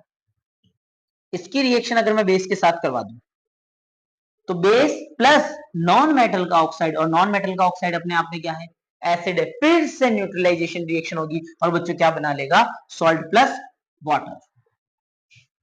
समझ में आ गई क्या मेरी बात? चल सकता हूं मैं आगे। तो बच्चों की 7 पॉइंट्स मैंने आपको क्लियर करवा दिए, याद हुए या नहीं हुए, वन बाय वन चलते चले जाना है। नहीं तो एक ऑप्शन है अपने पास, एक ऑप्शन है वीडियो को कर पीछे लेकर जाना है और फिर से देख लेना है, बात समझा? नोट साथ के साथ बनाते चले जाना, खड़े होकर देखो वीडियो, बड़े बड़े मत देखो। अब नेक्स्ट बात करते हैं बच्चों की, अगर कोई भी एसिड है, तो अगर कोई भी दो एसिड है तो उसमें से स्ट्रॉन्ग एसिड कौन है और उसमें से वीक एसिड कौन है, या फिर अगर कोई भी बेस है तो उसमें से स्ट्रॉन्ग कौन होगा, वीक कौन होगा। तो इसके लिए बच्चों हमारे पास एक स्केल होती है और उस स्केल का नाम होता है बच्चों पीएच स्केल। क्या होता है, पीएच स्केल। अब सबसे पहला क्वेश्चन, तो आप पीएच की सबसे पहले फुल फॉर्म याद करो। तो पीएच की फुल फॉर्म होती है बच्चों पोटेंस हाइड्रोजन। क्या बच्चों, पोटेंस हाइड्रोजन। पीएच की फुल फॉर्म का फुल फॉर्म याद रखना, पोटेंस हाइड्रोजन। और पोटेंस हाइड्रोजन का मीनिंग क्या होता है, इसका मीनिंग होता है पावर ऑफ हाइड्रोजन। क्या बच्चों, पावर ऑफ हाइड्रोजन। अब पावर ऑफ हाइड्रोजन का मीनिंग क्या होता है, ये हमें हाइड्रोजन की पावर बताता है, यानी हाइड्रोनियम आयन की कंसंट्रेशन बताता है। क्या बताता है, कंसंट्रेशन। अब यहाँ आपने एक स्केल दिख रही होगी आपको। अगर बच्चों किसी की पीएच वैल्यू, अगर किसी भी सब्सटेंस की पीएच वैल्यू 0 to 7 के बीच में होती है, 0 to 7 के बीच में होती है, तो वो सब्सटेंस क्या होता है आपका, एसिड होता है। और अगर 7 to 14 के बीच में होती है, 7 to 14 के बीच में होती है, तो वो सब्सटेंस आपका क्या होता है, फिर वो आपका बेस होता है। तो ये एक स्केल याद रखनी है। और अभी मैं बता दूं, आरबीएससी के अंदर एक क्वेश्चन डायरेक्ट पूछा जाता है, और सुन लेना 2026 के अंदर ये क्वेश्चन है, 2026 के अंदर ये क्वेश्चन आपके आने के बहुत ज्यादा चांसेस हैं, कि जहां पर हमें पीएच वैल्यू पूछ ली जाएगी किसी भी एक सब्सटेंस की। और पीएच वैल्यू मैं आपको बताऊंगा उन्हीं में से आएगी। कौन सी पीएच वैल्यू आएगी मैं बता दूं आपको। सबसे पहले तो बच्चों कि सबसे पहले पीएच को समझ लो एक्चुअल में होता क्या है, कि सर पावर ऑफ हाइड्रोजन, अगर किसी की भी पीएच वैल्यू, किसी की अगर पीएच वैल्यू 7 से कम है, तो जितना आप इस साइड में जाओगे उतना वो स्ट्रॉन्ग बनता जाएगा ऐसे। जैसे कि किसी की पीएच वैल्यू 1 है या 1.2 है, और किसी की पीएच वैल्यू अगर 3 है, तो ज्यादा स्ट्रॉन्ग कौन होगा एसिड, तो बच्चों ज्यादा स्ट्रॉन्ग एसिड होगा 1.2 वाला। जितना आप पीएच वैल्यू को डाउन करते चले जाओगे, एसिड उतना ही स्ट्रॉन्ग होता चला जाएगा। लेकिन इधर उल्टा सीन है, अगर जितना आप इस डायरेक्शन में चलते चले जाओगे उतना ही वो क्या होता जाएगा, स्ट्रॉन्ग बेस होता चला जाएगा। तो सबसे ज्यादा तगड़ा बेस कौन सा होगा सर, जिस जो यहां पर आ रहा है सर, यानी कि सर जिसकी पीएच वैल्यू कितनी है, 14 है। तो जिसकी पीएच वैल्यू 14 है बच्चों, वो आपका स्ट्रॉन्गेस्ट बेस होता है। और वो पीएच वैल्यू 14 वाला बेस मैं आपको बता देता हूं, NaOH, याद रखना है आपको, सोडियम हाइड्रोक्साइड, सोडियम हाइड्रोक्साइड। अभी कुछ पीएच वैल्यू बताऊंगा मैं जहां से एग्जाम में सटीक क्वेश्चन आएगा, सटीक डायरेक्ट क्वेश्चन आता है, लेकिन स्टेट बोर्ड की बात करो, मैं आदिवासी बोर्ड की बात कर रहा हूं। समझ में आ गई क्या मेरी बात? और रही बात सीबीएसई की, तो सीबीएसई की भी पीएच वैल्यू तो भैया पूछी जाती है, बात समझ में आ गई क्या? तो पीएच एक स्केल होती है बच्चों, 0 to 14, समझ में आ गई क्या मेरी बात? नेक्स्ट चलो, क्या कह रहा है आगे? आगे आपका कह रहा है कि सर कुछ पीएच वैल्यू यहां पर आपको दे रखी है और इन्हीं में से बेटा क्वेश्चन पूछा जाएगा, फिर मुझे मत कहना सर बताया नहीं। तो बेटा एक तो आपको यहाँ गैस्ट्रिक जूस की पीएच वैल्यू दे रखी है, किसकी दे रखी है? गैस्ट्रिक जूस की पीएच वैल्यू दे रखी है, और वो पीएच वैल्यू दे रखी है 1। एनसीईआरटी की अगर मैं बात करूं तो गैस्ट्रिक जूस की पीएच वैल्यू 1.2 होती है, और इसी को आप HCl की पीएच भी बोल सकते हो। तो HCl की पीएच कितनी होगी बच्चों? 1.2, याद रह जाएगा। अच्छा, उसके बाद लेमन जूस की पीएच वैल्यू इसने दे रखी है 2, आपको याद रखनी है 2.2 अकॉर्डिंग टू एनसीईआरटी। वाटर की पीएच वैल्यू 7, कई बार आपको वो टैप वाटर बोल के भी कंफ्यूज करेगा, आपको अड़े रहना है।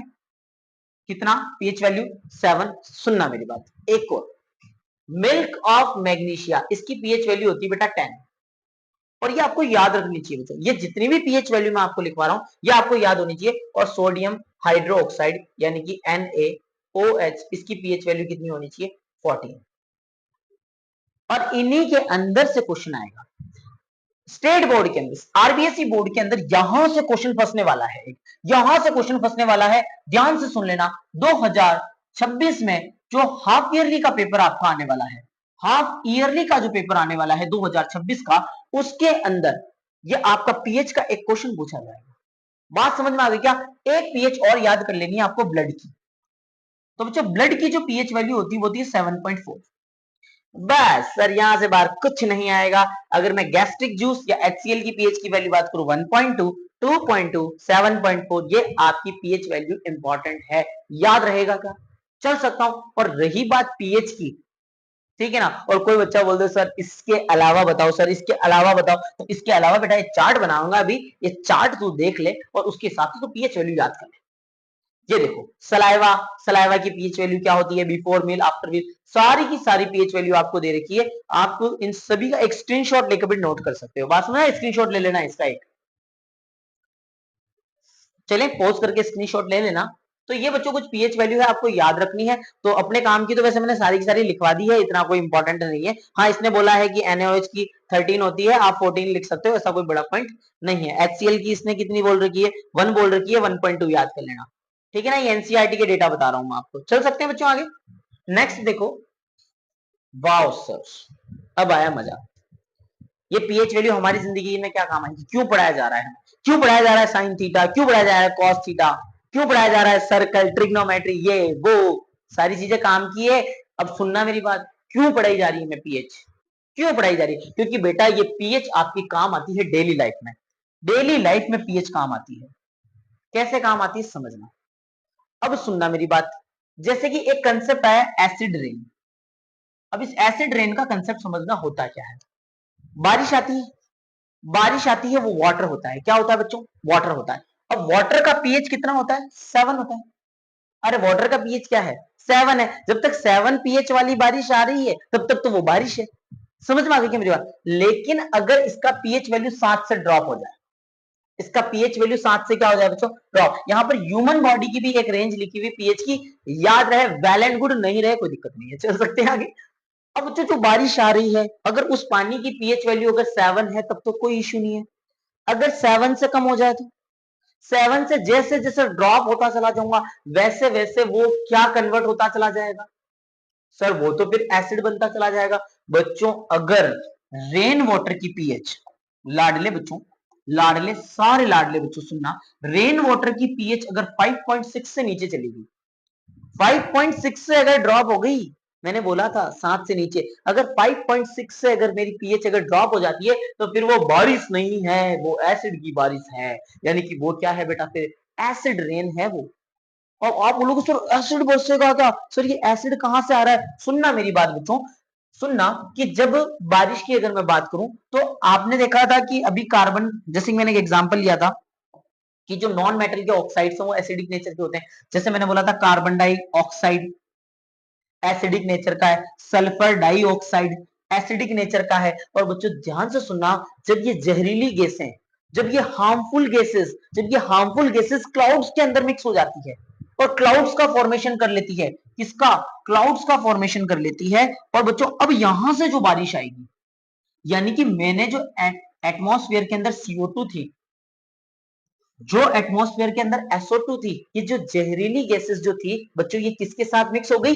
क्लाउड्स के साथ मिक्स हो गई। और बच्चों ये देखो बारिश कर दी, इसने बारिश कर दी, ठीक है ना। अब मेरी बात सुनना, ये वाली जो रेन हुई है ना बेटा, ये एसिड रेन। इसीलिए इसीलिए आपको बोला जाता है गाड़ियां मत दौड़ाओ, इसीलिए आपको बोला जाता है पेट्रोल का ज्यादा यूज मत करो, कोल मत जलाओ, पोल्यूशन मत करो। जितना ज्यादा पोल्यूशन होगा उतना ज्यादा कार्बन डाइऑक्साइड गैस बनेगी, सल्फर डाइऑक्साइड बनेगी। और सल्फर डाइऑक्साइड, कार्बन डाइऑक्साइड, जितने भी नॉन मेटल के जो ऑक्साइड्स हैं, कौन से नेचर के होते हैं? एसिडिक नेचर के होते हैं। क्लाउड्स में जाएंगे, क्लाउड्स का फॉर्मेशन करेंगे, बारिश करवाएंगे, पैसों की नहीं लाड लो, पैसों की नहीं, बारिश करवाएंगे, लेकिन वो वो रेन रेन नहीं है, वो क्या है बेटा? वो एसिड रेन है। और बच्चों आपने नाम सुना होगा कि जो ताजमहल है जो हमारा आगरा के अंदर, उसका जो कलर है वो येलोइश होता जा रहा है। तो बच्चों वो कहीं ना कहीं किसकी वजह से हो रहा है? इस एसिड रेन की वजह से ही हो रहा है। तो सोचो यार ये कितना ज्यादा हार्मफुल है। अभी तो यही नहीं, अभी और सुनिए, मेरी बात सुनो, कि जब ये एसिड रेन होती है तो ये होके खत्म नहीं हुई बच्चों, ये जब वाटर बॉडीज में जाएगी, जब इसका पानी नदियों से होता हुआ नदियों में जाएगा, जब ये ओशंस के अंदर जाएगा, रिवर्स के अंदर जाएगा, पॉन्ड्स में जाएगा, तो वहां की जो एक्वेटिक लाइफ है, वहां की जो फिश है, वहां की जो फिशेज है, जो एक्वेटिक लाइफ है, वो एक्वेटिक लाइफ खत्म होगी। ये जो प्लांट्स हैं बच्चों, ये प्लांट्स डेड हो जाएंगे। तो बेटा ये कहीं ना कहीं हमारे प्लांट्स के लिए भी नुकसान है, हमारी जो एक्वेटिक लाइफ है उसके लिए भी खतरनाक है। तो बच्चों क्यों करवाने एसिड रेन? सर हम थोड़ी करवा रहे हैं, सर हम अकेले थोड़ी करवा रहे हैं, लेकिन बेटा वो तो वही है। बात समझ में आ गई क्या? तो पीएच वैल्यू कहां से ड्रॉप हुई? 5.6 है एसिड रेन। कंसेप्ट कैसे समझ में आया? कैसे समझ में आया जब हम पीएच के बारे में नॉलेज थी? चले आगे। हाँ सर, वाओ, टूथपेस्ट, टूथपेस्ट, बात समझ में आ गई क्या? अब सुनना मेरी बात, टूथ दिखेगा कंसेप्ट, टूथ दिखे, मीनिंग समझना। आप सुबह उठते हो, गर गर गर गर ब्रश करते हो और गर गर ब्रश करते हैं। क्यों कर रहे हैं हम ब्रश? अब सुनना मेरी बात बच्चों, क्योंकि आपने जो खाना खाया, उस खाना खाने के बाद आपके दांतों में लग गए होंगे बैक्टीरिया, आपके दांतों में लग गए बैक्टीरिया। सर हमारे तो नहीं लगते सर। अरे बेटा सबके लगते हैं तो हमारे भी लगेंगे, यानी कि हमारे दांतों में क्या लग गए बच्चों? बैक्टीरिया। और इन बैक्टीरिया ने मुंह के अंदर एसिड बनाया। क्या बनाया? एसिड बनाया, जिससे हमारे माउथ की पीएच वैल्यू, जिससे हमारे माउथ की पीएच वैल्यू गिरने लगी। बैक्टीरिया की वजह से वहां जो एसिड रिलीज हुआ, वहां से हमारे माउथ की पीएच वैल्यू गिरने लगी, ड्रॉप होने लगी। और बच्चों वहां से ड्रॉप होते होते होते जब मेरी पीएच वैल्यू 5.5 से, मेरी नहीं माउथ की, माउथ की पीएच वैल्यू अगर 5.5 से भी ड्रॉप हो गई, तो बेटा ध्यान देना माहौल एसिडिक हो चुका है। कहां पर? माउथ के अंदर माहौल क्या हो चुका है? एसिडिक हो चुका है। और अब जो टूथ है बच्चों, वो क्या होने लगेगा? वो बच्चों अब डीके होने लगेगा, वो सड़ने लगेगा। यानी कि टूथ डीके क्यों होता है? जब आप ब्रश नहीं करोगे तो वहां बैक्टीरिया लगेंगे, बैक्टीरिया एसिड बनाएंगे और एसिड से पीएच वैल्यू गिरती चली जाएगी। पीएच वैल्यू जैसे जैसे गिरती चली जाएगी, वैसे वैसे बच्चों टूथ डीके स्टार्ट हो जाएगा 5.5 के बाद। मेरी बात समझ में आ रही कि नहीं आ रही है?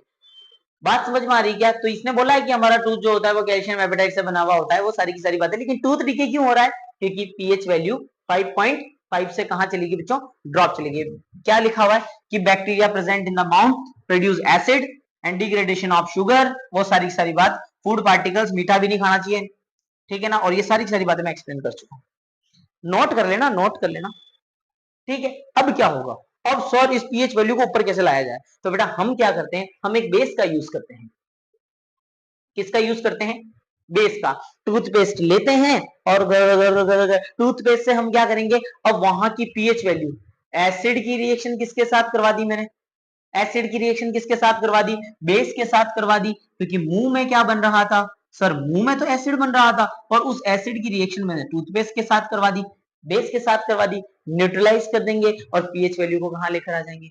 ऊपर की तरफ लेकर आ जाएंगे। और आप मुबारक हो, कॉन्ग्रेचुलेशन, आपके दांत सड़ने से बच गए और ऐसे खूबसूरत से दांत होंगे तुम्हारे। एक दिन नालायक को ब्रश करना चाहिए। बात समझ में आ गई क्या?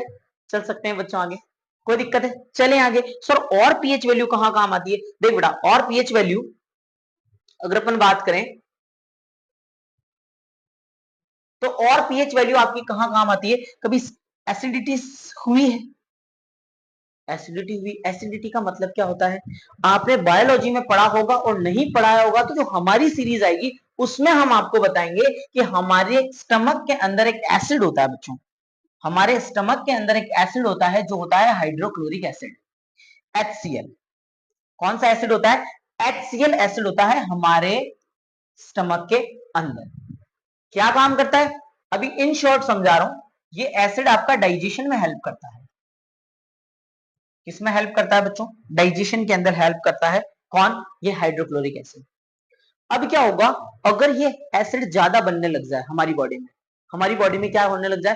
ज्यादा बनने लग जाए, एसिड बन रहा है, एसिड बनता जा रहा है, बनता जा रहा है, बनता जा रहा है, तो बच्चों फिर हमारी बॉडी के अंदर, हमारे स्टमक के अंदर एक बर्निंग इफेक्ट आ जाता है। इफेक्ट आ रहा है सर, यहाँ पर भी एडिटिंग चल रही है यहाँ पर भी। यानी कि हमारी बॉडी के अंदर स्टमक क्या करने लग जाएगा? थोड़ा सा बर्न करने लग जाएगा। और बच्चों इसी को हम एसिडिटी बोलते हैं। इसी को क्या बोलते हैं? एसिडिटी। जो एसिड हमारी बॉडी के अंदर बढ़ रहा है, जिसका काम था डाइजेशन के अंदर, अब वो क्या कर रहा है? वो बढ़ता जा रहा है, बढ़ता जा रहा है, बढ़ता जा रहा है। तो बच्चों ये देखो, hydrochloric acid produced in the stomach help in the digestion of food due to the much production of acid causes pain and irritation. और इसी को क्या बोला जाता है? एसिडिटी बोला जाता है। अब भैया एसिड तो बढ़ चुका है, अब तो पेट के अंदर बहुत सारा एसिड बच चुका है। अब क्या करना होगा मुझे? क्या करना होगा? इस एसिडिटी को खत्म करना होगा। तो बच्चों मुझे कोई ना कोई एक बेस लेना पड़ेगा। मुझे कोई ना कोई एक बेस लेना पड़ेगा ताकि वो एसिड और बेस मिलकर एक दूसरे के इफेक्ट को क्या कर दे? खत्म कर दे। और तब मुझे याद आता है कि मुझे क्या लेना चाहिए? एक एंटा एसिड लेना चाहिए। क्या लेना चाहिए? एंटा एसिड। एंटा एसिड का मतलब जो एसिड के एंटी हो, जो एसिड के एंटी हो और मेरे पेट में जाके उसको खत्म कर दे। और ऐसे एक एंटा एसिड का नाम एक बार भी पहले भी पूछा गया है और वो याद रखना है आपको, मिल्क ऑफ मैग्नीशिया। फॉर्मूला बता देता हूं, इसका फॉर्मूला होता है बच्चों MgOH का होल ट्वाइस। और इसकी पीएच वैल्यू अभी भी बताई थी, पीएच वैल्यू होती है 10। तो एक एंटा एसिड का एग्जांपल याद हो गया हमें, कौन सा बच्चों? ये लेंगे, मिल्क ऑफ मैग्नीशिया लेंगे और मिल्क ऑफ मैग्नीशिया एसिड के साथ मिलेगा, एसिड के साथ मिलकर न्यूट्रलाइज करेगा और न्यूट्रलाइज करके आपको तुरंत राहत मिलेगी। काम शुरू सिर्फ 6 सेकंड में। सुना है? ऐड सुना है? काम शुरू सिर्फ 6 सेकंड में। मतलब एसिडिटी से क्या मिल गई? हमारे बच्चों को राहत मिल चुकी है। बात समझ में आ गई क्या? बच्चों को नहीं, समझा? सबको ही हो जाती है बेटा। चले आगे। तो एंटा एसिड वाला कंसेप्ट। तो यहाँ पर भी कौन हेल्प कर रहा है? कौन हेल्प कर रहा है? तो सर यहाँ पर भी हमारी कौन हेल्प कर रहा है? पीएच वैल्यू हमारी हेल्प कर रही है। देन सर पीएच वैल्यू और क्या काम करती है? पीएच वैल्यू काम करती है बच्चों कि जब भी आपने देखा होगा जो सॉइल है, क्या है? सॉइल है, यानी कोई भी फार्मर है बच्चों, कोई भी क्या है? फार्मर है। क्लास में बने रहना, क्लास में बने रहना। कोई भी फार्मर है बच्चों और उसको ये पता करना है कि यार मेरी जो सॉइल है, मेरी जो फसल है, फसल तो क्या सॉइल है, मेरा जो एग्रीकल्चर जो लैंड है उसके अंदर कौन सी फसल अच्छी होगी, कौन सी फसल अच्छी नहीं होगी। तो इसका आइडिया मुझे कैसे लगेगा?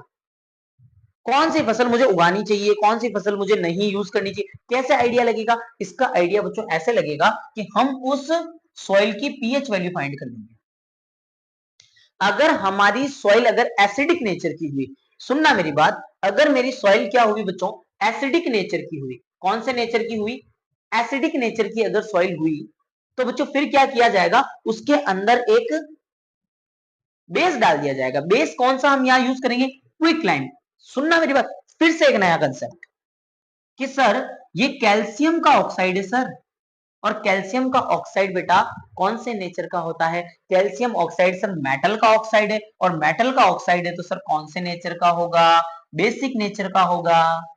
कौन से नेचर का होगा? बेसिक नेचर का होगा। तो एसिड के साथ में रिएक्शन करके जो मेरी सॉइल है उसकी एसिडिटी को कम कर देगा। एसिडिटी सॉइल में भी हो रही है, यानी कि उसके एसिडिक बिहेवियर को थोड़ा सा कम कर देगा, उसको एल्कलाइन बना देगा। बच्चों ये सारी की सारी चीजें लिखी हुई है, आप इनको रीड कर लेना पॉज करके, हो सके नोट्स भी बना लेना, बहुत हेल्प मिलने वाली है यहाँ से। तो यहाँ पर भी आपकी पीएच वैल्यू आपके काम आ रही है। चलें बच्चों आगे। हाँ अब आया ना मजा। अगर कोई भी मधुमक्खी बी, अगर कोई भी नेसल स्टिंग की अगर मैं बात करूं, सर मधुमक्खी ने काट लिया, सर मधुमक्खी ने काट लिया, तो बच्चों हमारे पास कुछ ऐसे जैसे कि कुछ प्लांट्स होते हैं, कुछ प्लांट्स होते हैं जिनकी लीफ को हम क्या कर लेते हैं? रब कर लेते हैं। मान लो यहाँ मधुमक्खी काट गई, अब मधुमक्खी काटी, मैंने क्या किया? उसके ऊपर हाथों हाथ ऐसा कोई भी एक प्लांट लिया। प्लांट कौन सा है बच्चों? तो ध्यान देना, कुछ ऐसे प्लांट्स होते हैं हमारे पास। प्लांट्स अगर नहीं भी होना बच्चों तो ध्यान देना, ये बोला गया इसमें डॉग प्लांट पौधा होगा, ये बेसिक नेचर का होता है। कौन से नेचर का होता है? बेसिक नेचर का होता है। मधुमक्खी आई, मधुमक्खी डंक मारकर चली गई। अब मधुमक्खी ने क्या किया होगा? वहां पर वो जो बी ने क्या किया होगा? वहां एक एसिड रिलीज कर दिया होगा। क्या बच्चों? एक एसिड रिलीज कर दिया होगा, और उस एसिड का नाम मैं आपको बता दूं, उस एसिड का नाम होता है बच्चों मेथेनोइक एसिड, या कुछ बच्चे उसको फॉर्मिक एसिड भी बोलते हैं, फॉर्मिक एसिड। और यहां से मैं एक क्वेश्चन और बता रहा हूं जो एग्जाम में आएगा। तो कौन सा एसिड बच्चों? Formic acid. मधुमक्खी आई, फॉर्मिक एसिड रिलीज करके चली गई, फॉर्मिक एसिड रिलीज करके चली गई। हमने क्या किया? एक बेस लिया, ये वाली डॉग प्लांट की लीफ ली, और उसको इस तरीके से रब कर दिया या उसको अप्लाई कर दिया। अब एसिड ने किसके साथ में रिएक्शन कर ली? बेस के साथ में रिएक्शन कर ली। कई बार आपने देखा होगा कि हम क्या करते हैं, मतलब एक ट्रेडिशनल है, समझना इस चीज को, ट्रेडिशनल पॉइंट है कि सर मधुमक्खी काट गई, और मधुमक्खी काट गई, हम उसके ऊपर आयरन को रब कर रहे हैं। आयरन को क्यों रब कर रहे हैं? आयरन को क्यों रब कर रहे हैं? आयरन को इसलिए रब किया जा रहा है क्योंकि बच्चों आयरन का जो ऑक्साइड होता है, क्योंकि आयरन ने जाहिर सी बात है अपना ऑक्साइड बनाया होगा, Fe2O3 फेरिक ऑक्साइड, ये फेरस ऑक्साइड। तो आयरन ने जब अपना ऑक्साइड बनाया होगा तो वो बेसिक नेचर का होगा। कौन से नेचर का होगा? बेसिक नेचर का होगा। और जहां मेरी मधुमक्खी डंक मार के गई है, वहां अगर मैं बेस अप्लाई करूंगा तो मेरा जो फॉर्मिक एसिड है वो किसके साथ में रिएक्शन कर लेगा? एसिड के साथ में रिएक्शन, सॉरी बेस के साथ में रिएक्शन करके उसको न्यूट्रलाइज कर देगा। तो बच्चों कहीं ना कहीं ये सेल्फ डिफेंस बाय एनिमल्स, ये सारी सारी चीजें, बी स्टिंग की मैंने बात की थी। अगर आंट, आंटी नहीं आंट, अगर आंट स्टिंग की बात करूं, अगर मैं करूं बच्चों, अगर कोई भी आपकी चींटी का अगर डंक लग जाता है तो उसमें भी कौन सा एसिड होता है? फॉर्मिक एसिड होता है। अब बच्चों सुनना मेरी बात, यहां से क्वेश्चन बता रहा हूं, यहां से क्वेश्चन बता रहा हूं, ना आज से पहले कभी एग्जाम में क्वेश्चन टला है, ना आगे टलेगा। क्वेश्चन बता दूं मैं, 2026, नोट कर लेना, नोट कर लेना सारे के सारे, 2026 बहुत सारे क्वेश्चंस बताऊंगा 2026 के पॉइंट ऑफ व्यू से। हाफ ईयरली में जनरली पूछ लिया जाता है, half yearly point of view से बता रहा हूं बच्चों। कौन से 2026 half yearly point of view से कुछ क्वेश्चन बता रहा हूं। एसिड का नाम पूछा जाता है। क्या पूछा जाता है? एसिड का नाम पूछा जाता है। सुनना मेरी बात, कुछ एसिड के नाम मैं आपको बता दूं, ध्यान से सुनना। जैसे बच्चों एक तो आपको याद करना है आंट स्टिंग, ये नोट कर लेना। आंट स्टिंग, इसके अंदर फॉर्मिक एसिड होता है। Ant sting formic acid. एक आप याद कर लेना विनेगर, विनेगर के अंदर होता है बेटा एसिटिक एसिड। कौन सा? एसिटिक एसिड, वर्बली बता रहा हूं, विनेगर के अंदर एसिटिक एसिड होता है, नोट कर लेना। आंट स्टिंग फॉर्मिक एसिड, इसी का नाम मैथेनोइक एसिड होता है। इसी का नाम क्या होता है? मैथेनोइक एसिड होता है, एग्जाम में पूछा जाएगा। विनेगर के अंदर एसिटिक एसिड होता है। लेमन की अगर मैं बात करूं, लेमन के अंदर सिट्रिक एसिड, लेमन के अंदर सिट्रिक एसिड। ऑरेंज के अंदर सिट्रिक एसिड। कर्ड या मिल्क की अगर मैं बात करूं तो उसके अंदर लैक्टिक एसिड। कौन सा एसिड? Lactic acid. टोमेटो की अगर मैं बात करूं, टोमेटो के अंदर ऑक्जेलिक एसिड। एप्पल की अगर मैं बात करूं, एप्पल के अंदर मैलिक एसिड, मैलिक एसिड। और अगर मैं इमली की बात करूं, टर्मराइंट की बात करूं, तो बच्चों उसके अंदर होता है टार्टेरिक एसिड। ये लो भैया, यहां से हाफ ईयरली का एक क्वेश्चन निकल कर आएगा, हाफ ईयरली 2026। समझ में आ गई क्या मेरी बात? तो यहां से सटीक क्वेश्चन बनने वाला है आपका। डन बच्चों, चल सकता हूं आगे। तो पीएच वैल्यू देख लो, बहुत काम आ रही, बहुत काम की चीजें, कतई जहर चीजें। चल सकता हूं आगे। अब जो लास्ट कंसेप्ट रहने वाला है बच्चों, वो आपका रहने वाला है salt. Last but not the least, खत्म नहीं हुई है कहानी। सॉल्ट से एक क्वेश्चन बच्चों 100% बनता है एग्जाम में। 100% एक क्वेश्चन आपका सॉल्ट से बनेगा, हर एग्जाम में बनता है। बोर्ड पॉइंट ऑफ व्यू से एक क्वेश्चन आपका सॉल्ट से जरूर बनता है। अब आप बात करोगे कि सर आखिर ये सॉल्ट होता क्या है।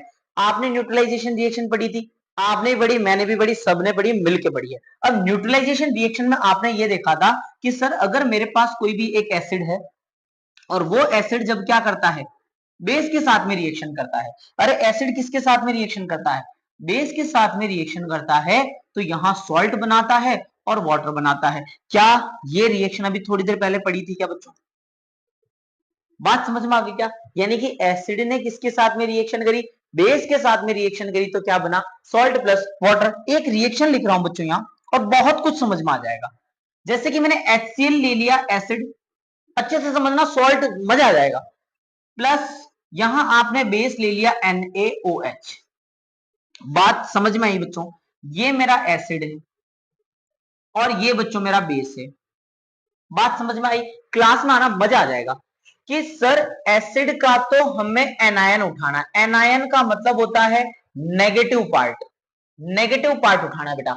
यानी कि एसिड का तो सर हमें उठाना है नेगेटिव पार्ट, और जो बेस है ना बच्चों, बेस का हमें उठाना है पॉजिटिव पार्ट, यानी कि ये स्टार्टिंग वाला। यानी इसका तो उठाना है कैटायन, यानी कि कैटायन तो उठाना है बेस का, और एसिड का उठाना है एनायन। ए से एसिड और ए से एनायन, तो एसिड का तो उठाया एनायन और बेस का उठाया कैटायन, और दोनों को मिलाकर बच्चों NaCl क्या बन गया? सॉल्ट बन गया। यानी कि एसिड का एनायन और बेस का कैटायन, दोनों चीजें मिलकर आपका क्या बना लेगी बच्चों? एक सॉल्ट का फॉर्मेशन करती है। मतलब सर सॉल्ट बनाने के लिए एसिड भी चाहिए और बेस भी चाहिए, दोनों को मिलाऊंगा और दोनों को मिलाने के बाद क्या बनेगा? आपका सॉल्ट बन जाएगा। डन, कहानी समझ में आ गई क्या? बिल्कुल सर, यानी कि एसिड का किससे मिलना तय है? बेस से, तभी क्या बनेगा? सॉल्ट बनेगा। कहानी समझ में आ गई क्या? अब बच्चों ये जो सॉल्ट्स होते हैं ना, ये भी अलग अलग होते हैं। कोई एसिडिक सॉल्ट होता है, कोई तो क्या होता है? एसिडिक सॉल्ट होता है, कोई बेसिक सॉल्ट होता है, कोई न्यूट्रल सॉल्ट होता है। अब इधर सुनना मेरी बात बच्चों, अगर आपने देखो एसिड और बेस को मिलाऊंगा, एसिड अगर स्ट्रॉन्ग लिया है और बेस भी अगर स्ट्रॉन्ग लिया है, स्ट्रॉन्ग एसिड है, स्ट्रॉन्ग बेस है, दोनों मिलेंगे, सॉल्ट आपका न्यूट्रल बन जाएगा। वीक एसिड, वीक बेस, दोनों को मिलाया, सॉल्ट फिर से आपका क्या बन जाएगा? न्यूट्रल। भैया दोनों अगर स्ट्रॉन्ग स्ट्रॉन्ग है, दोनों अगर वीक वीक हैं, तो भैया कहानी न्यूट्रल बनेगी। लेकिन अगर स्ट्रॉन्ग एसिड है, एसिड स्ट्रॉन्ग और बेस क्या है? वीक है। एसिड स्ट्रॉन्ग है, बेस क्या है? वीक है, मतलब वो आपका सॉल्ट कैसा रहेगा? एसिडिक रहेगा। लेकिन बेस स्ट्रॉन्ग है, एसिड वीक है, तो बेटा फिर वो आपका कौन सा बनेगा? Basic salt. यहां लिखा हुआ भी है कि एसिडिक सॉल्ट बच्चों कब बनता है? एसिडिक सॉल्ट सब बनता है जब आपका यहां पर स्ट्रॉन्ग एसिड हो और वीक बेस हो, तो एसिडिक सॉल्ट बनेगा। बेसिक सॉल्ट कब बनेगा? जब आपका बेस स्ट्रॉन्ग हो और एसिड वीक हो। और बच्चों न्यूट्रल सॉल्ट कब बनेगा? जब दोनों ही एसिड हो या दोनों ही क्या हो? बेस हो। अब सॉल्ट से क्वेश्चन बनता है। सॉल्ट है, 5 से 7 सॉल्ट्स है। Method of preparation state board में नहीं पूछी, आरबीसी बोर्ड में नहीं पूछी जाती है। मेथड ऑफ प्रिपरेशन कम पूछी जाती है, लेकिन सीबीएसई पॉइंट ऑफ व्यू से अगर मैं बात करूं, मेथड ऑफ प्रिपरेशन सबकी इंपॉर्टेंट है। समझ में आ गई क्या मेरी बात? तो सबसे जो पहला सॉल्ट है, सबसे पहला जो सॉल्ट है बच्चों, वो तो आप सभी को ही पता होगा, वो आपका कॉमन सॉल्ट है। कौन सा? Common salt. और कॉमन सॉल्ट की अगर मैं बात करूं, तो कॉमन सॉल्ट का फॉर्मूला होता है NaCl। इसी को हम सोडियम क्लोराइड भी बोलते हैं। अब क्लास में आना, क्योंकि सर बात हुई है कि एग्जाम में क्वेश्चन आएगा, तो एग्जाम में क्या क्या 3 चीजें याद रखनी बच्चों। एक होता है कॉमन नेम, कॉमन नेम जो आप और हम यूज करते हैं। एक होता है केमिकल नेम, जो उसका साइंटिफिक नेम क्या है, और एक होगा केमिकल फॉर्मूला। ये तीन चीजें आपको एग्जाम में ऐसे पकड़ के जानी है जैसे बस तुम नाम भूल जाना खुद का, लेकिन इनका नाम मत भूलना। जैसे कि कॉमन नेम की अगर मैं बात करूं, कॉमन सॉल्ट, ये वही वही अपन वही जो घर में खाते हैं, कॉमन सॉल्ट, टेबल सॉल्ट जिसको अपन बोलते हैं, ये तो हो गया बेटा इसका कॉमन नेम। इसका अगर केमिकल नेम पूछूं तो केमिकल नेम होता है सोडियम क्लोराइड। क्या बच्चों? सोडियम क्लोराइड, सोडियम क्लोराइड, ये इसका कौन सा नेम हो गया? ये इसका केमिकल नेम हो गया। और केमिकल फॉर्मूला की बात करूं बच्चों तो केमिकल फॉर्मूला हो गया NaCl। डायरेक्ट मिलता, कोई इश्यू है नहीं। समझ में आ गई क्या मेरी बात? तो बच्चों ये पहला सॉल्ट आपका खत्म हो जाता है, कॉमन सॉल्ट। डन, चल सकते हैं आगे। अगला सॉल्ट देखो बच्चों, अगला एक प्रोसेस आया है, बहुत शानदार प्रोसेस, बहुत इंपॉर्टेंट प्रोसेस है। इंपॉर्टेंट बात करो, इंपॉर्टेंट बात करो भैया, बहुत पसंद है एग्जामिनर को, बहुत पसंद है ये क्वेश्चन, बहुत ज्यादा पसंद है। इंपॉर्टेंट बात करो, क्लोरोएल्कली प्रोसेस। क्लोरोएल्कली प्रोसेस को समझने से पहले कुछ टर्म समझाऊंगा, बहुत अच्छे से समझना, इंपॉर्टेंट है ये बच्चों। समझना, एक सॉल्यूशन होता है जिसको अपन ब्राइन सॉल्यूशन बोलते हैं। क्या बोलते हैं? Brine solution. अब सबसे पहले तो मैं आपको ये समझाऊंगा ब्राइन सॉल्यूशन होता क्या। कुछ नहीं होता भैया, क्या करना होता है, पानी है, नमक है, बस दोनों को मिला दो। यानी कि जो NaCl है, जो NaCl है उस NaCl को किसमें मिला दो? पानी के अंदर। वाटर प्लस NaCl, पानी को नमक के अंदर घोल दो। सर उल्टा बोल गए, नमक को पानी के अंदर क्या कर दो? घोल दो। क्या बन गया बच्चों? ब्राइन सॉल्यूशन बन गया। क्या बन गया? ब्राइन सॉल्यूशन बन गया। नमक के अंदर पानी को घोल दिया, क्या बन गया? ब्राइन सॉल्यूशन बन गया। अब इस ब्राइन सॉल्यूशन के अंदर आपने क्या पास करवा देनी है बच्चों? इलेक्ट्रिसिटी पास करवा देनी है। क्या पास करवा देनी है बच्चों? इलेक्ट्रिसिटी। यानी कि सर पहले नमक को बुलाया, नमक को पानी के अंदर घोला और उसके अंदर से क्या पास करवा दी? इलेक्ट्रिसिटी। बच्चों यहां देखो, यहां देखो, यहां क्या लिखा हुआ है? ब्राइन। यानी यहां से आपने ब्राइन सॉल्यूशन भर लिया और इसके अंदर से आपने इलेक्ट्रिसिटी पास करवा दी। बहुत इंपॉर्टेंट कंसेप्ट है। इसके बाद के सॉल्व्स भले आप इग्नोर कर सकते हो, इसको नहीं कर सकते। तो ध्यान से सुनना, यहां पर आपने क्या किया? एक पॉजिटिव टर्मिनल लिया, एक पॉजिटिव टर्मिनल लिया, पॉजिटिव टर्मिनल, एक नेगेटिव टर्मिनल लिया और यहां आपने क्या करवा दी? इलेक्ट्रिसिटी पास करवा दी। जब ब्राइन सॉल्यूशन में से इलेक्ट्रिसिटी पास करवाई जाती है तो बेटा ये Na यहां से उठाएगा, OH यहां से उठाएगा। बच्चों ये टूटेगा आपका, क्लास में आ जाओ लाडले बच्चों, यहां से टूटेगा Na प्लस Cl माइनस, यहां से टूटेगा H पॉजिटिव, OH नेगेटिव। ये Na किसको लेकर भाग जाएगा? ये भाग जाएगा OH को लेकर, और बेटा ये बन गया NaOH। फिर क्या होगा सर? फिर सर ये जो Cl अलग रह गई ना सर, ये Cl बेटा Cl2 बना देगी, यानी कि क्लोरीन गैस। और ये जो H बचा बच्चों, ये H यहां से हाइड्रोजन बना देगी। बात समझ में आई कि नहीं? वाह सर, NaOH बना दिया। और बच्चों इसी NaOH को कास्टिक सोडा बोला जाता है। क्या बोला जाता है? कास्टिक सोडा बोला जाता है। सर फिर से वही बात, कॉमन नेम बोले कास्टिक सोडा, फॉर्मूला बोले NaOH, केमिकल नेम बोले सोडियम हाइड्रोक्साइड। कौन सा बच्चों? Sodium hydro oxide. अभी बहुत कुछ है, बहुत कुछ है, क्लोरोएल्कली प्रोसेस छोटा नहीं है। बात समझ में आ गई क्या? यानी कि सर मेथड ऑफ प्रिपरेशन हमें समझ में आ चुका है। सारे लाडले बच्चे खुश हैं एकदम कि सर मजा आ गया, क्या पढ़ाया आपने। हमने भले 2x की स्पीड से देखा, लेकिन हाँ थोड़ा थोड़ा समझ में आ रहा है। NaCl लिया, पानी में घोला और इलेक्ट्रिसिटी पास करवा दी। जैसे इलेक्ट्रिसिटी पास करवाई, हमें मिल गया सोडियम का हाइड्रोक्साइड। लेकिन बच्चों ध्यान से सुनना, ध्यान से सुनना, क्या मैंने इस सोडियम हाइड्रोक्साइड को कभी बताया था क्या कि ये एक एल्कली है? थोड़ी देर पहले बताया था क्या ये एल्कली है, 100% डिसॉल्व होता है?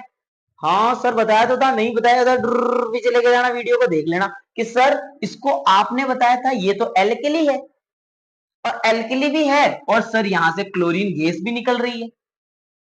सर एल्कली भी बनाया आपने और क्लोरीन गैस भी निकल रही है, तभी तो इसका नाम क्लोरोएल्कली प्रोसेस है।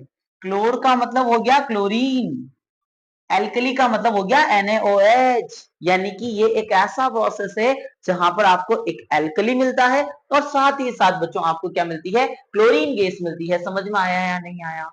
समझ में आया या नहीं आया? हाँ सर समझ में आ चुका है, सोडियम का हाइड्रोक्साइड मिल चुका है। डन बच्चों। अब ये गैसेस कौन कौन से एंड पे मिलेगी? कौन कौन से एंड पे मिलेगी? ये कौन सा एंड है बच्चों? कौन सा एंड है? पॉजिटिव। पॉजिटिव जो एंड होता है उसको क्या हम एनोड बोलते हैं क्या बच्चों? हाँ सर, पढ़ाया हुआ तो है, एनोड बोलते हैं। जो नेगेटिव टर्मिनल होता है उसको हम क्या बोलते हैं बच्चों? कैथोड बोलते हैं। क्या बोलते हैं हम? कैथोड बोलते हैं। अब लाडले बच्चों देखो, एनोड पर कौन सी गैस मिली? सर एनोड पर मिली क्लोरीन गैस। यहां पर कैथोड पर कौन सी गैस मिली? सर कैथोड पर मिली हाइड्रोजन गैस। और यही एग्जाम में पूछ लिया जाता है कि during the chloroalkali process which gas is evolved at the end of anode। वाह सर, अंग्रेजी में बोला, हमारे कुछ समझ नहीं आया कि सर जब क्लोर एल्कली प्रोसेस हो रहा होता है तब एनोड वाले एंड पर कौन सी गैस रिलीज होती है? तो सर एनोड वाले एंड पर क्लोरीन गैस रिलीज होती है, कैथोड वाले गैस एंड पर हाइड्रोजन गैस रिलीज होती है। समझ में आया क्या बच्चों? ये एग्जाम में पूछा जाएगा, मत बताओ, इंपॉर्टेंट है, इंपॉर्टेंट एग्जाम में पूछा जाएगा। समझ में आई क्या मेरी बात? तो बेटा ये आपका क्लोर एल्कली प्रोसेस था, नाम के साथ सबको समझा दिया है। चले अगले सॉल्ट पर। कितने सॉल्ट हो गए? 2 सॉल्ट हो गए। NaCl बताया था कॉमन सॉल्ट, और उसका फॉर्मूला बताया था सोडियम क्लोराइड, सॉरी नाम बताया था सोडियम क्लोराइड। उसके बाद में NaOH common name, caustic soda, और chemical name sodium hydroxide. Next बच्चों, अब सुनना मेरी बात, सुनना मेरी बात। अब अपने पास कुछ और सॉल्ट्स रहे हैं, 3-4 सॉल्ट्स और हैं, पढ़ लो इनको, ध्यान से सुनना इधर। नेक्स्ट आया है bleaching powder. Method of preparation तो रिएक्शन याद करनी पड़ेगी, कोई इलाज नहीं है, कोई इलाज नहीं है। हाँ लेकिन 2-3 चीजें हैं जो आपको याद रखनी पड़ेगी, और गजब की चीजें याद रखनी पड़ेगी। सबसे पहले ब्लीचिंग पाउडर का कॉमन नेम क्या होता है? Common name, sir common name तो ब्लीचिंग पाउडर होता है। इसका फॉर्मूला होता है बच्चों CaOCl2, जो बहुत इंपॉर्टेंट है, बहुत इंपॉर्टेंट है, आरबीएससी वाले पॉइंट ऑफ व्यू से बहुत ज्यादा इंपॉर्टेंट है। 4 सॉल्ट्स बता रहा हूं मैं, 4 सॉल्ट्स बता रहा हूं, इंपॉर्टेंट है, चारों सॉल्ट बता दूं मैं आरबीएससी पॉइंट ऑफ व्यू से, चारों सॉल्ट बता दूं 2026 हाफ ईयरली के पॉइंट ऑफ व्यू से, ईयरली के पॉइंट ऑफ व्यू से। एक तो याद रखना है बच्चों आपको ब्लीचिंग पाउडर, एक तो आपको ब्लीचिंग पाउडर याद रखना है, एक आपको याद रखना है बेकिंग सोडा, एक बच्चों आपको याद रखना है बेकिंग सोडा, एक बच्चों आपको याद रखना है वॉशिंग सोडा, एक आपको याद रखना है वॉशिंग सोडा, और एक आपको याद रखना है वॉशिंग सोडा, एक आपको याद रखना है पीओपी। ये 4 तो बहुत इंपॉर्टेंट है। इन 4 में से एक आपको एग्जाम में देखने को मिल जाएगा बच्चों क्वेश्चन। इन 4 सॉल्ट्स को याद कर लेना, और 3 ही चीजें याद करनी है। एक तो याद करना है इनका फॉर्मूला, एक इनका केमिकल नेम, केमिकल नेम होता है इसका कैल्शियम, कैल्शियम ऑक्सीक्लोराइड। ये देखो कैल्शियम ऑक्सीक्लोराइड, याद हुआ? Bleaching powder CaOCl2, calcium oxychloride, ये तीनों नाम याद रखने हैं। बाकी ये 4 इंपॉर्टेंट है। सीबीएसई की अगर मैं बात करूं तो सीबीएसई के अंदर बच्चों, सीबीएसई वाले सुनना, सीबीएसई बोर्ड के बच्चे सुनना, यहां पर बच्चों आपसे मेथड ऑफ प्रिपरेशन पूछी जाएगी, मेथड ऑफ प्रिपरेशन और यूजेस पूछे जाएंगे। क्या पूछे जाएंगे बच्चों आपसे? यूजेस पूछे जाएंगे और मेथड ऑफ प्रिपरेशन पूछी जाएगी। मेथड ऑफ प्रिपरेशन का मतलब ये रिएक्शन आपसे पूछी जाएगी, और ये रिएक्शन आपको पढ़ के जानी है, याद रह जाएगा। अब बात करते हैं कि सर इनके यूजेस की। तो यूजेस बोल रहा है कि ब्लीचिंग जो पाउडर होता है, ब्लीचिंग पाउडर होता है कॉटन इंडस्ट्रीज में काम आता है, टेक्सटाइल इंडस्ट्रीज में काम आता है, ब्लीचिंग वुड वगैरह, पल्प वगैरह, ये सारे के सारे पढ़ लो। ऑक्सीडाइजिंग एजेंट की तरह काम आता है, केमिकल इंडस्ट्रीज में काम आता है, ड्रिंकिंग वाटर को जर्म्स फ्री करने के लिए, प्यूरिफिकेशन के लिए काम आता है। कौन सा? Bleaching powder. मैं हट जाता हूं, मैं हट जाता हूं, तुम इसका स्क्रीनशॉट ले लो, याद कर लो। पढ़ने लिखने से तुम रहे, एनसीईआरटी तुम खोल के देखोगे। बात समझ में आ गई क्या? नोट्स बनाते रहो, एग्जाम में इससे बाहर कुछ आ जाए, मैं यही बैठा हूं। समझ में आ गया मेरे पास? इसका स्क्रीनशॉट ले लो, फिर आते हैं एकदम क्लास में। चले, ले लिया गया स्क्रीनशॉट, चले आगे। नेक्स्ट देखो बच्चा, नेक्स्ट अगर मैं बात करूं, फिर से आ गया बेकिंग सोडा, इंपॉर्टेंट बताया था। फिर से 3 चीजें, 3 चीजें आपको याद रखनी है। सबसे पहले सर इसका कॉमन नेम बता दो, कॉमन नेम लिखा हुआ है बेकिंग सोडा। दूसरा सर इसका फॉर्मूला बता दो, तो इसका फॉर्मूला बच्चों आप सभी को पता होगा, NaHCO3, फॉर्मूला हो गया NaHCO3। और अगर नेम की अगर मैं बात करूं तो नेम होता है बच्चों इसका sodium hydrogen, sodium hydrogen carbonate. बस इंपॉर्टेंट तो ये 3 ही। किसकी बात कर रहा हूं मैं? आरबीएससी वालों की बात कर रहा हूं, स्टेट बोर्ड वालों की बात कर रहा हूं।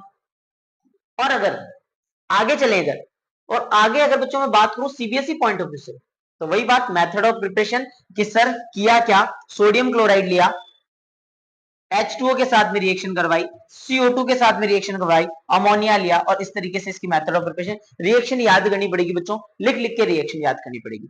फिर ये NaHCO3 को इसने हीट किया और ये आपका सोडियम कार्बोनेट बन गया।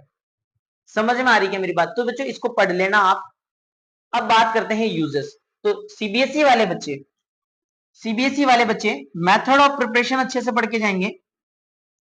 मेथड ऑफ प्रिपरेशन का मतलब होता है ये रिएक्शंस याद करनी पड़ेगी और साथ ही साथ इनके यूजेस।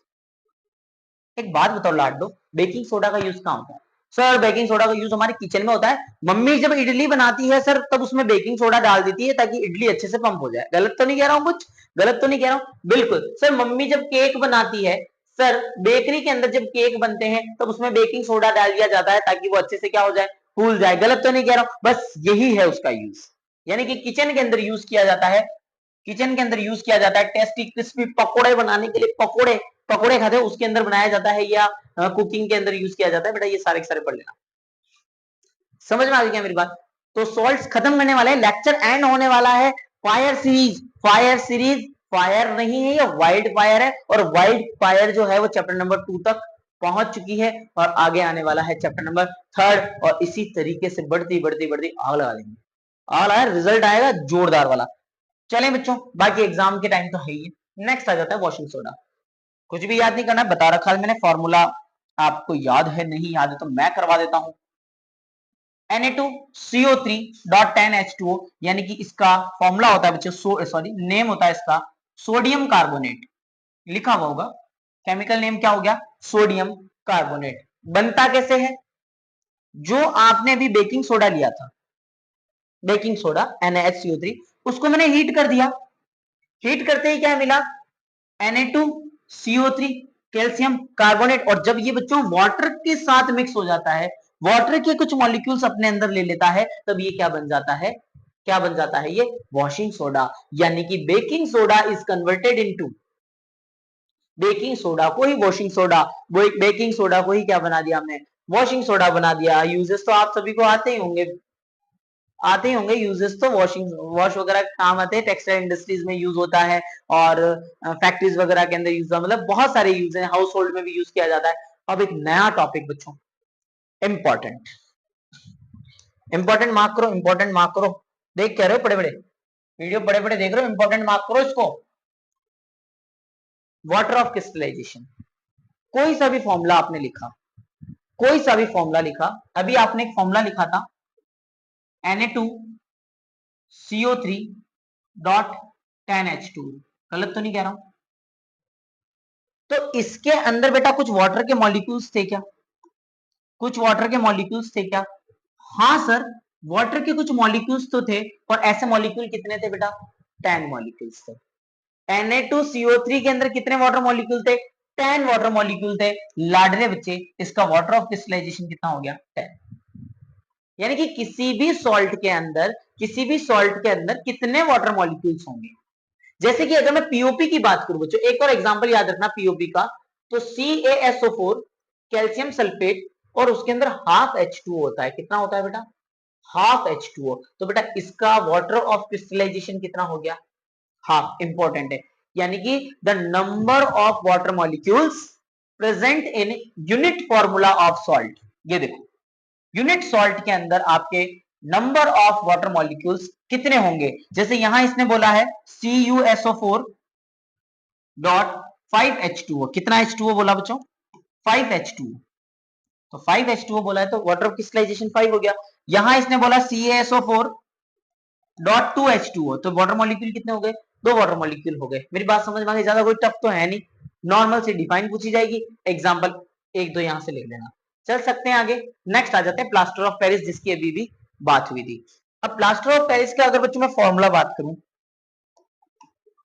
बने रहो वीडियो में, बस फ्री होने वाले ही हैं, चैप्टर खत्म करने वाले हैं, आग लगने वाली है कि सर अगर मैं पीओपी की बात करूं तो बच्चों ध्यान से सुनना, इसका अगर मैं फॉर्मूला लिखूं तो फॉर्मूला होता है CaSO4 डॉट हाफ H2O।